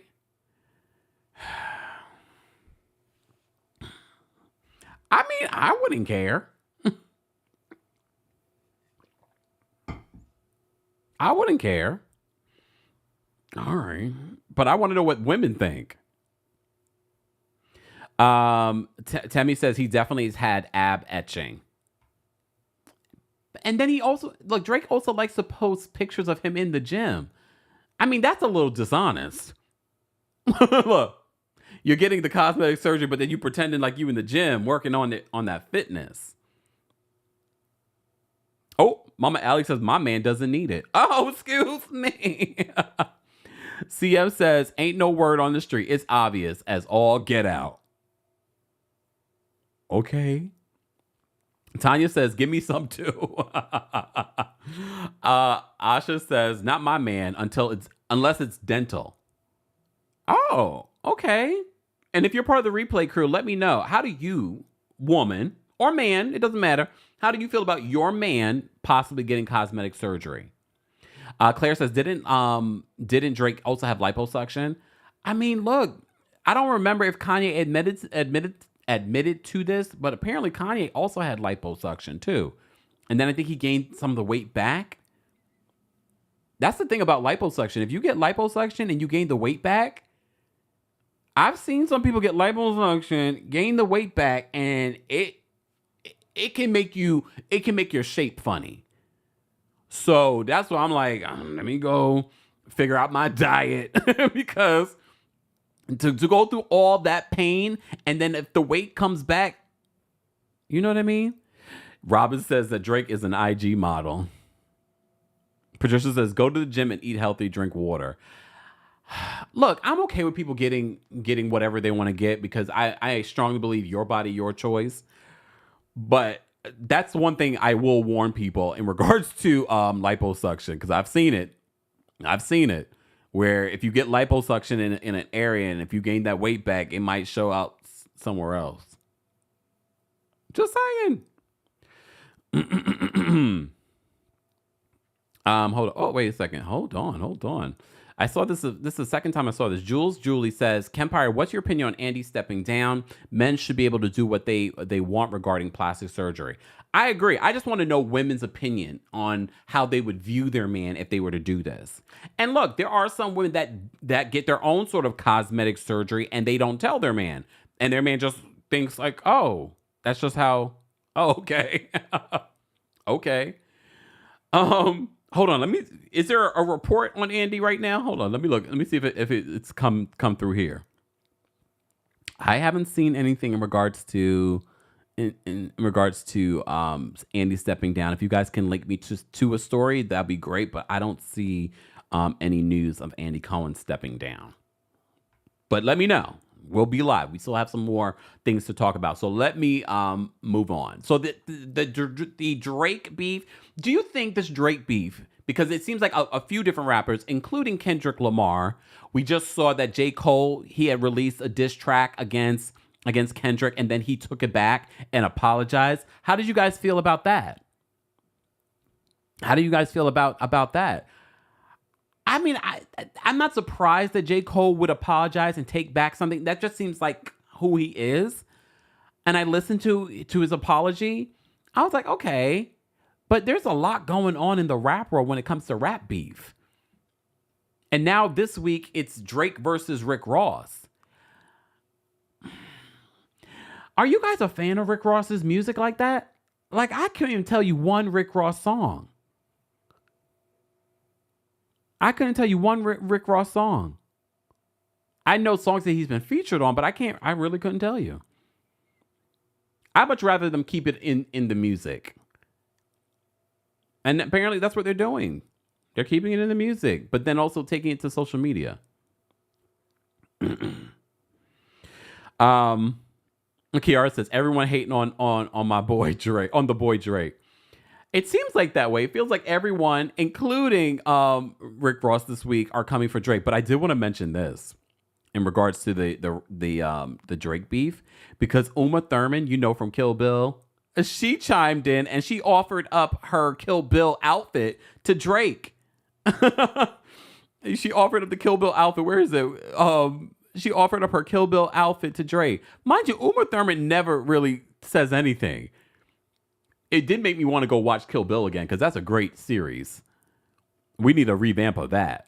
Remember, Vivica Fox was in that as well. All right, Foxy, where's the article? I haven't seen the article. I'm looking for an article, but I don't see an article. All right. Oh, thank you, Cherie. Cherie says the article is from 2013. See, you see why I always got to double check my sources? All right. I mean, if we find a news story, y'all let me know. Cherie says the article is from 2013. Andy won't be going anywhere. I think at some point Andy will. But stay tuned. Sweet Cherry says Kill Bill is a classic. Tanita says that I love Rick Ross music. I mean, apparently a lot of people do. He's a very rich man. Based off of it. Oh, it was an old article. Thank you, Foxy. All right. So see, no, Andy is not going anywhere. Don't get too happy, y'all. I think Andy will go at some point. I mean, you have to. You have to at some point. He's been over there at Bravo for a very long time, and he will continue to get checks off of Bravo for a very long time. Thank you, Chantel. Chantel's it's like, y'all stop with the old news. Fact check first, exactly, before you make a comment in the chat. Because then I get distracted, and I have already a long list of stories to cover. It's all right. I forgive you. Moving on. All right. But since we're talking about Bravo, we can talk about Alexia Nepola. You know, Real Housewives of Miami star Alexia Nepola is getting a divorce. And she wasn't the one that filed. All right? She wasn't the one that filed. Apparently, Todd Nepola, who we saw on the reality series, filed for divorce. And apparently, she was shocked. So Homegirl was blindsided by this divorce. So according to Entertainment Weekly, they write this: the Real Housewives of Miami star Alexia Nepola and husband Todd Nepola are going their separate ways, and the split sounds less than amicable. Uh-oh. Look, uh-oh. Where's my Alexia? Oh, here we go. So they said on Monday, amid reports that the real estate broker 51 had filed for divorce from the reality TV star 56. Oh, wow, she's older than he is. After 2 years of marriage, Alexia wrote on social media that she'd been blindsided by the news. She says, "I am shocked and heartbroken that Todd has chosen to dissolve our marriage," she said in a statement posted on her Instagram stories. She says, "I will take comfort in the fact that my friends and family will be by my side supporting me during this difficult time. I'm praying for better times ahead." So Todd filed for divorce on Thursday in Miami-Dade County, according to court docs. They said representatives for Alexia didn't immediately respond to Entertainment Weekly's request for comment on Monday. Alexia, as you know, is a cast member of the Real Housewives of Miami since its first season in 2011. So during season 6, which concluded last month, the couple denied rumors of financial issues that had prompted other RHOM members to speculate that they might break up. So the two had publicly expressed their affection for one another recently as Valentine's Day, when Alexia posted, "No matter what life throws my way, there's one thing I can be sure of. We belong together. You will always be my Valentine. I love you forever." Todd responded with a comment, "Love you always." So what do you think happened? What do you think happened? I mean, besides Alexia. Simone says, "I'm sure Adriana is all over this." So you already know this is going to be a part of her storyline. New Bict Cafe on my TikTok says Adriana needs to be a full-time housewife. I don't know about that, but she definitely brought the tea early and during last season, and now it's going to be interesting how this is going to be handled for next season, because you know they're going to talk about it next season. Julie says that Todd always seems shady, but I wonder whose car Alexia will be driving. I mean, because that was a part of the conversation during Miami last time. She was, Larsa brought up the fact that you drive Todd's car, and she was like, "But that's my husband. We're in a good place." Oh, Joe, thank you for the super chat. Joe says, "KEMPIRE doesn't need a BBL, FYI." Joe. Joe says, "Surprised I haven't seen Adriana gloat on IG saying, 'I told you so,' yet maybe soon. Just hope Alexia has enough money to maintain treatment for Frankie." I think Adriana's going to wait until the season. I'm sure the cameras are going to be up ASAP to get the reaction of Adriana and the cast during this whole situation. Are they not filming already for Miami yet? I mean, I know there was a rumor on the street that Miami was canceled. I was like, I don't believe that. But I haven't even heard that they have started filming yet either. Bravo, camera, Mike, get down to Miami ASAP. We need this chronicled. Anyways. I say all that to say, so she was blindsided, apparently. Alexia was blindsided by this this divorce filing. All right. Moving on. Sorry, Alexia. Sorry. All right. Who else did I want to talk about? Oh. Let me look at my notes, y'all. All right, we talked about that. All right. So, as you know, a couple of things I wanted to talk about that we haven't talked about. Shout out to Dr. Wendy Asefo. I did initially write down to report this week, but a lot has happened when it comes to the Real Housewives of Potomac. So initially, I wanted to report that Dr. Wendy Asefo's Maryland home was robbed this week while she was away in Jamaica. So, and apparently they stole all kinds of jewelry and Birkin bags and things like that. I've also seen some of your comments, guys, in regard, not everybody on reality series that has a burglary is doing it for the insurance money. Okay? Not everybody is Dorit, allegedly. Okay? Okay. So I wanted to report on that. The fans are still reacting to this Real Housewives of Potomac reunion. All right? We also found out this week. So we had a couple of things. Let me just list down the things. We've done separate videos on this, so be sure to check that out if you want me to talk about it at length. So we talked about that. So we talked about also that Robyn confirmed on her podcast, the Two Broke Girls podcast. We'll see how long that lasts. On the podcast that she had been fired and not asked back. I told you guys it felt like in her statement that she was taking digs at Candiace. So not only for Robyn's announcement that she wasn't coming back to be overshadowed because Candiace revealed that her and Chris are expecting their first child together.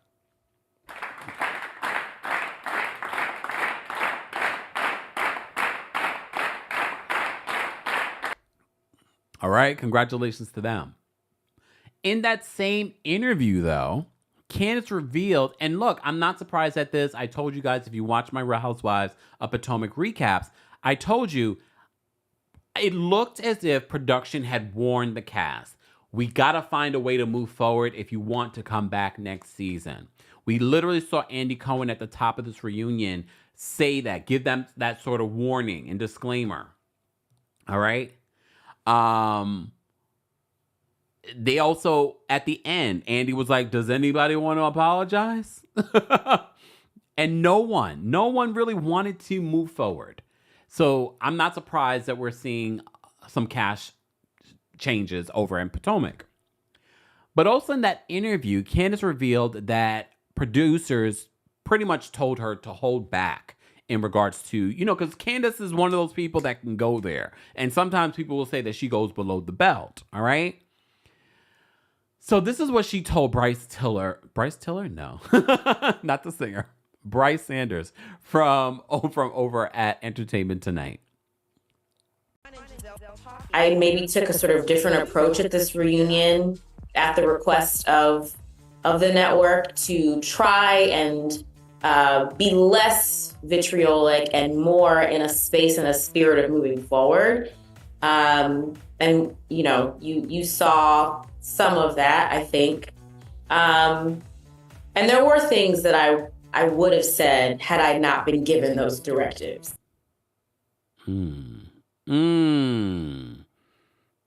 I wonder what she would have said. And some people said you could tell that Candiace was holding back at this reunion because Candiace went in during the last reunion. So there was also an interview because a lot of people are asking for Monique Samuels to come back as well. So if you remember in the coverage of the whole Monique and her last season and the fight between her and Candiace and what happened at the reunion, part of the reason why Monique says that she did not return was because of how much the reunion did not feature what happened at this reunion. And she could tell that Giselle was being protected at this reunion. Okay? Let me play that clip for you. There for everybody, including myself. And listen, I was ready to unleash and unload, and they didn't show half of what was done. To this day, I still recall certain things that happened that weren't shown. Like there was this one point where after the binder, the biggest memory that I have, and the thing that I hate that they didn't show, with Giselle, she was so upset and she was so quiet after lunch, like had nothing to say. When Chris came out and pretty much read her, she lost it and she just blurted out, "F you!" She like lost it, and they never showed it, but she lost it. And I was like, that pretty much summed up, you know, why I left, because they were constantly protecting the people who should have been exposed and show who they really are on and off camera. And they kept these protections for people to the extent of not even protecting, you know, my innocent children and those whole narratives that they were trying to point out. And it just got me to a point where I was just like, you know what, I don't have to deal with this. This is too much. And I decided to walk away. Why do you think that pick and choose protection, if that's what it was there in the first place? Well, if you're a puppet master, you're going to keep your puppets.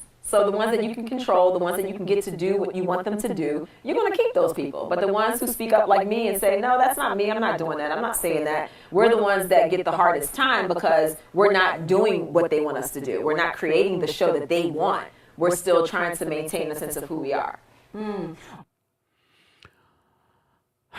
I don't think anyone is surprised. Monique has said this before in regards to there was a lot left out in regards to what she brought up from the binder, what happened at that reunion in season 5.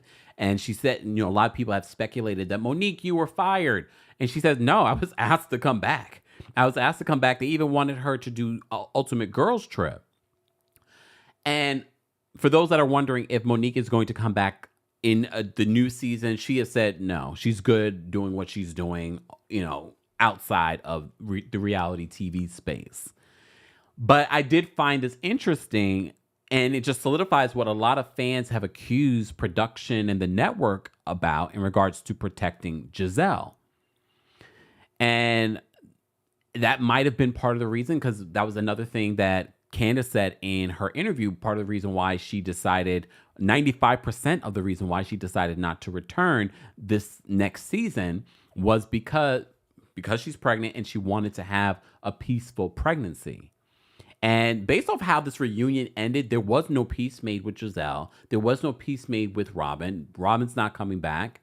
I do believe that Robyn was taking jabs at Candiace in regards to saying, I'm not going to sugarcoat this and say that it was a break, because that is exactly what Candiace has said, that she was taking a break. I believe Candiace did walk away from the show because now we find out why, because she's pregnant and she wants to have a peaceful pregnancy. And if Giselle is coming back, you take a risk. Already she's been on this show and this woman has come for her marriage on this public platform. I don't think you want to take a risk when you're pregnant, especially when you're not, it's your first pregnancy. It took a journey to get pregnant. I don't blame her. And I said this before when it first came out. I felt like Candiace chose peace over a paycheck. And when she came out and confirmed that she was pregnant, I was like, that's it. That's exactly why she chose peace. That's exactly why she chose peace. We also found out yesterday that allegedly, it has not been confirmed, at least not at this time. I haven't checked NECA's social media, that NECA also is not returning. But I've heard from other sources even before this came out yesterday that NECA was fired.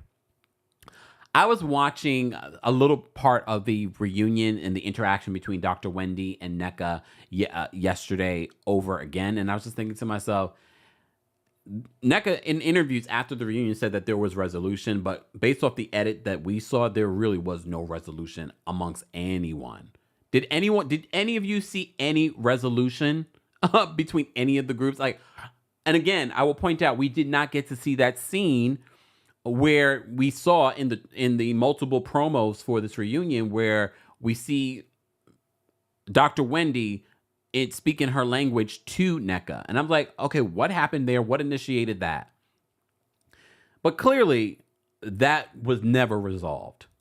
I don't care what side of the fence you are when it comes to Dr. Wendy and NECA. There was no resolution.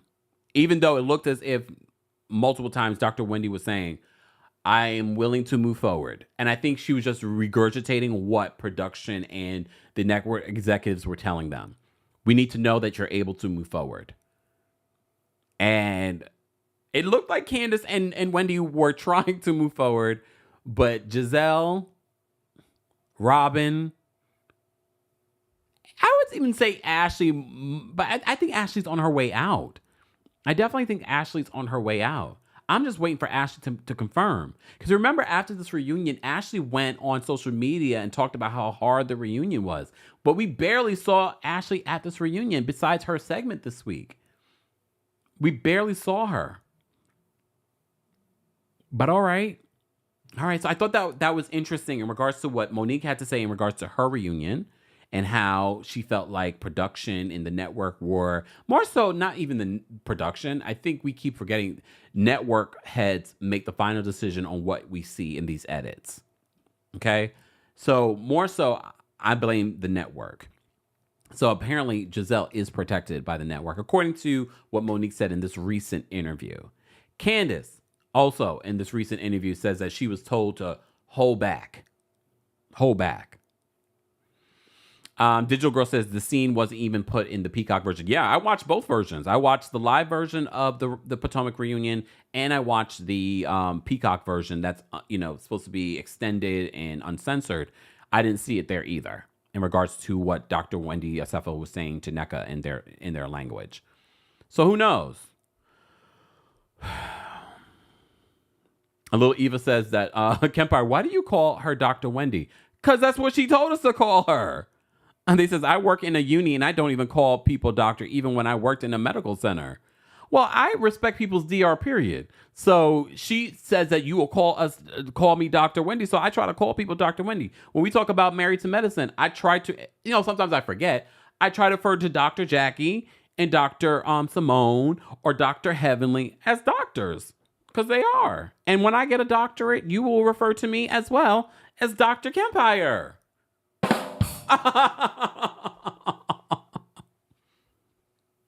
Anyways, let me say thank you. We had a couple of super chats. The Closet Archive, thank you for the super chat. Every year someone is getting robbed on Bravo. No shade to Wendy at all, but they always use this storyline when they don't have one.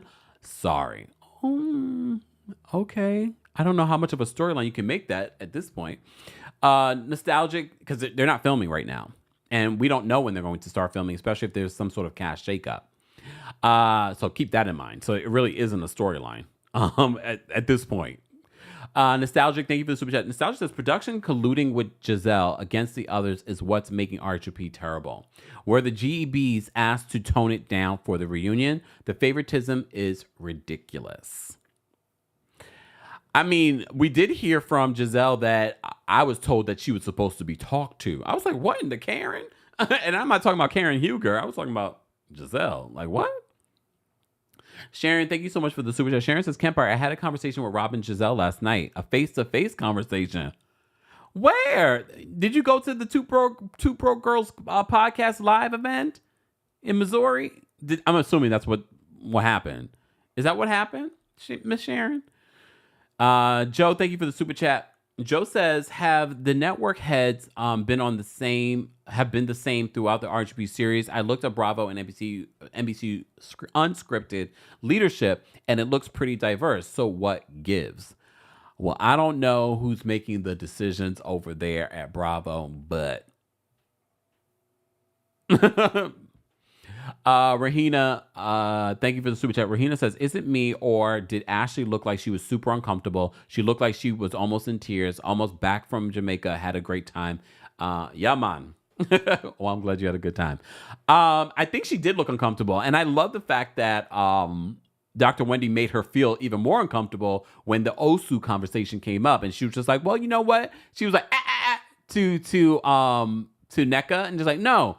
Because Ashley's the one who decided to bring up this Osu conversation, you be the one to explain it. What exactly is it? So I'm wondering what was left on the cutting room floor. Based off what Monique is telling us in this recent interview, it makes me wonder what was left on the cutting room floor. All right. Guys, if you missed it, yesterday we recapped the Real Housewives of Potomac final episode for season 8, so be sure to check that out if you missed it. Also, be sure to check out the Summer House Martha's Vineyard recap that we did and the surprise interview that we did with Alex from Summer House Martha's Vineyard. That was actually a really good conversation. So if you wanted more clarity on who he is and his thoughts on the season, be sure to check that out as well. Okay, I'm not done because we have to talk about Jennifer Lopez. So I recently did a collaboration with FemTarot in regards to Jennifer Lopez and some of what has been playing out. So as you know, Jennifer Lopez has been receiving a lot of backlash because of her documentary, but also some of the past stuff of her being accused of not singing her songs. Some of those stories are being retold, especially now with the new platform like TikTok. Some of those stories are being retold. We told you about it in regards to Jennifer Lopez allegedly not singing fully on Jenny from the Block, that song. Natasha Ramos came out and said, "That is me. I'm even the one that says, from the Bronx." And I'm like, Jennifer Lopez couldn't just say, "from the Bronx" on the song? Okay. Then we had another story about Jennifer Lopez and when she was doing the Motown tribute and how she was behind the scenes from a former dancer that was a part of it. We talked about that last week. This week, like I said, I did a collaboration with FemTarot and we digged a little bit deeper astrologically in regards to Jennifer Lopez, her relationship with Ben Affleck. And part of the reason why I was happy to do that was because over the weekend, I finally got a chance to sit down and watch the J-Lo documentary. Did you guys watch the J-Lo documentary? The greatest love story ever, never told, behind the scenes of a dream. So you get to see, Jennifer Lopez says that she was so passionate about doing this project. And she brings up Prince. Because you know Prince did Purple Rain, he did the song and told sort of like the story of his life. So in this J-Lo doc, she talks, we see a lot of emotion. But when I was collaborating with FemTarot, I said to myself, I don't know, because remember she's an actress. So I said to myself, I was like, self, is she acting or is she really showing us her real side? And so many people, that's what people have been criticizing J-Lo, saying that she's not real. Everything that she's talked about in regards to growing up in the Bronx. Yes, she grew up in the Bronx, but she tries to make it seem one way when it's another. And I was like, and I will say this, the documentary was interesting. The documentary was more interesting than the musical, theatrical thing that she was trying to produce. And that's what this documentary is about. It's documenting that, but it's also her talking about her relationship with Ben. You see Ben in the documentary. They seem a lot more loving because if you see in the paparazzi photos of Ben, he seems very angry. So people say that he's miserable. We also see, I don't know if you know this story, Derek Huff, from Dancing with the Stars. He also worked with Jennifer Lopez on her show. Apparently, everybody and their mama were saying no to Jennifer in being in this musical theatrical thing that she was putting together. Everybody was saying no. However, she did have a lot of A-list stars be a part of the final product. She had Jane Fonda. We got Jennifer Lewis is in it. She had Keke Palmer. She had a lot of A-list people. But Derek Huff, they have a scene with Derek, with them talking about Derek Huff being a part of it. And they're like, he can't do it. He's in a wedding.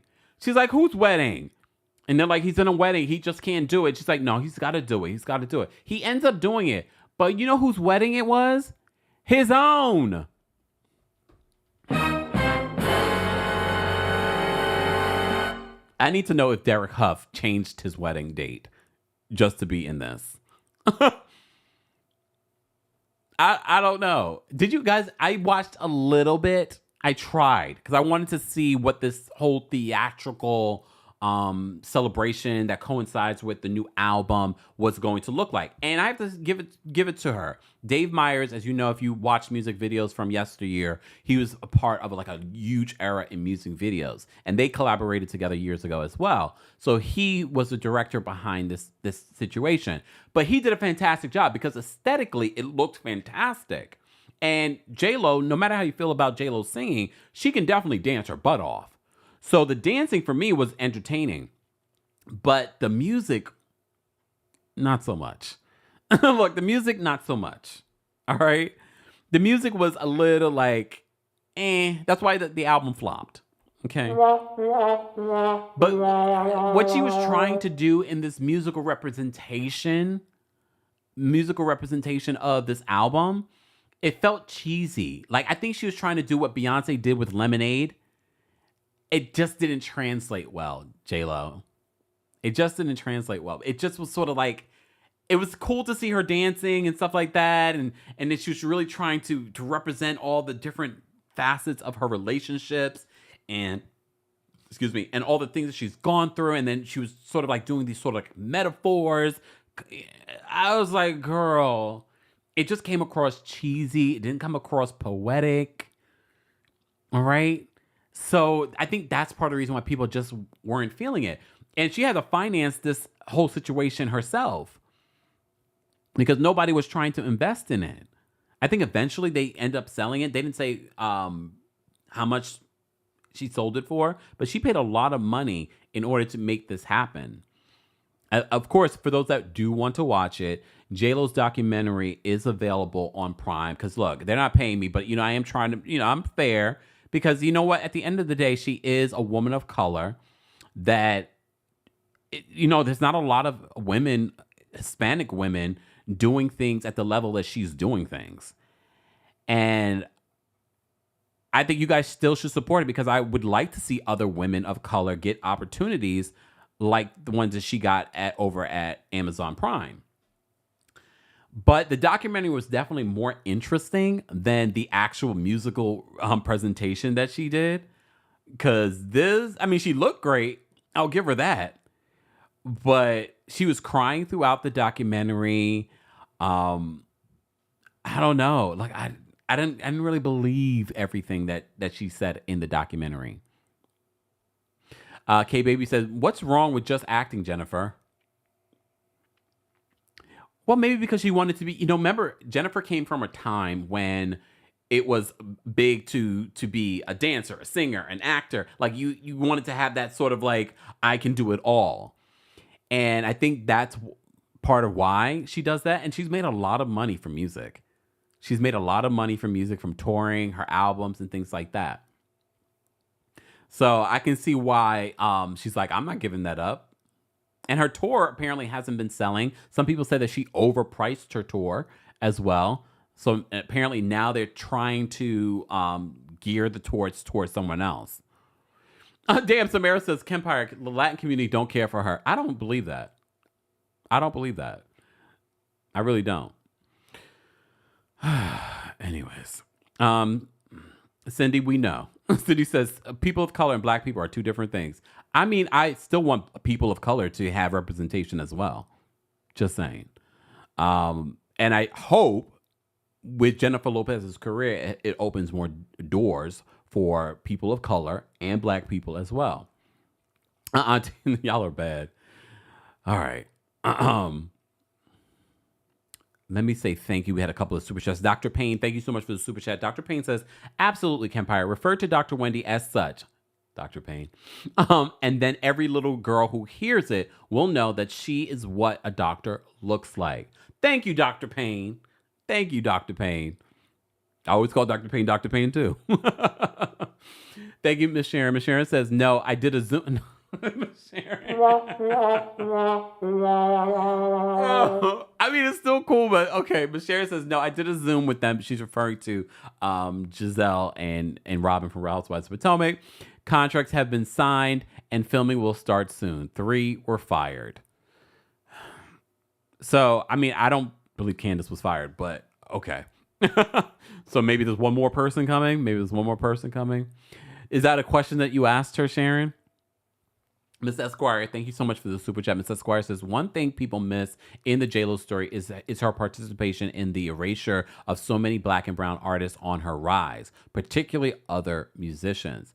And we talk a little bit about that when we talk about that Motown experience that the dancer talks about as well. That made me look at J-Lo a little bit differently. I'm like, first of all, you shouldn't have taken that opportunity because you of all people should have been like, well, that's not my era. That's not the music that I make. I don't look like those folks. So then there's that. Thank you so much, Miss Esquire, for the super chat. Love Calm Peace, thank you for the super chat. Love Calm Peace says, but she doesn't have it all. She can't sing. But she can't sing, but she has platinum albums.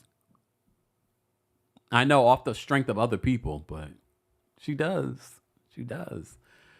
Anyways, I wanted to talk about it because we did talk about Jennifer Lopez last week, and some of the reaction people have been having to her since the documentary, and some old stories are coming up as well. But I thought the documentary was interesting.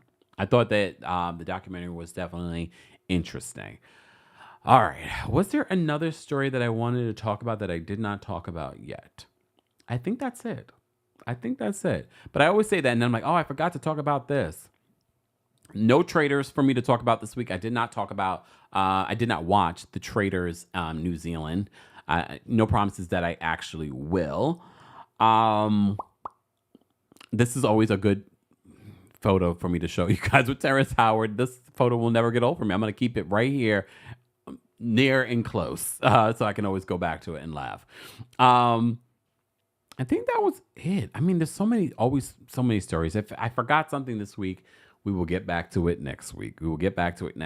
The stories are always overflowing for Tuesday Takeover, but if you're part of the replay crew, as always, don't forget to give a like to the video. Be sure to subscribe and let us know. We will be posting the timestamps in the description after the live. Shout out to our King's Guards for holding us down during this live recap, our Tuesday Takeover, every single Tuesday at 12:30 p.m. Eastern, 9:30 a.m. PST.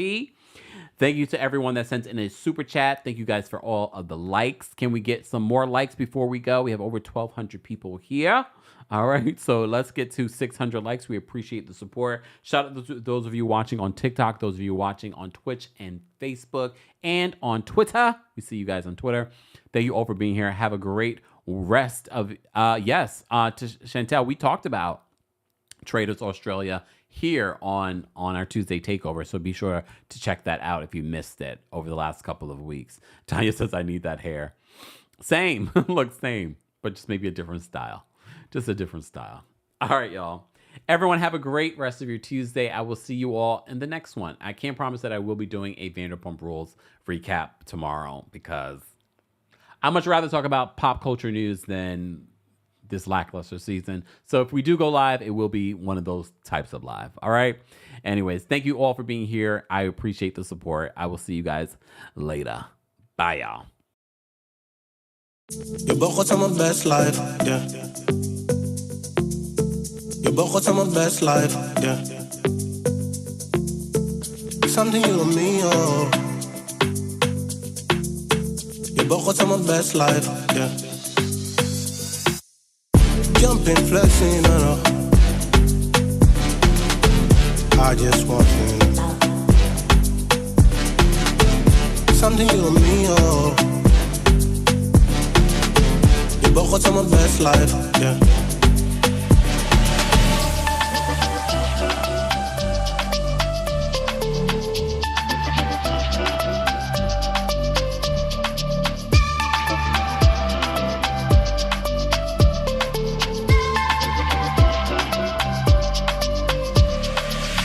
You both got my best life, yeah. You both got my best life, yeah. Something you and me, oh. You both got my best life, yeah.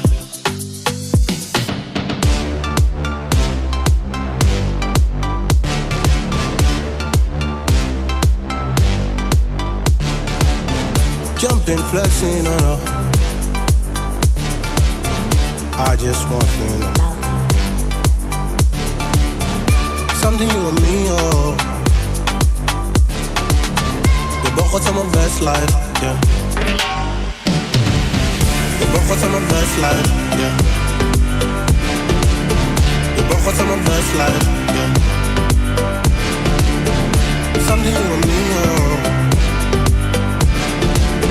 You both got my best life, yeah. You both got my best life, yeah. ברכות זה my best life, yeah. Something you and me, ברכות זה my best life, yeah. How are you guys doing? Doing okay? In love. Yeah, we're doing Oh, that was great. my answer. Yeah. We're doing good. great. We're doing That's good. good. Thanks for asking. Yeah.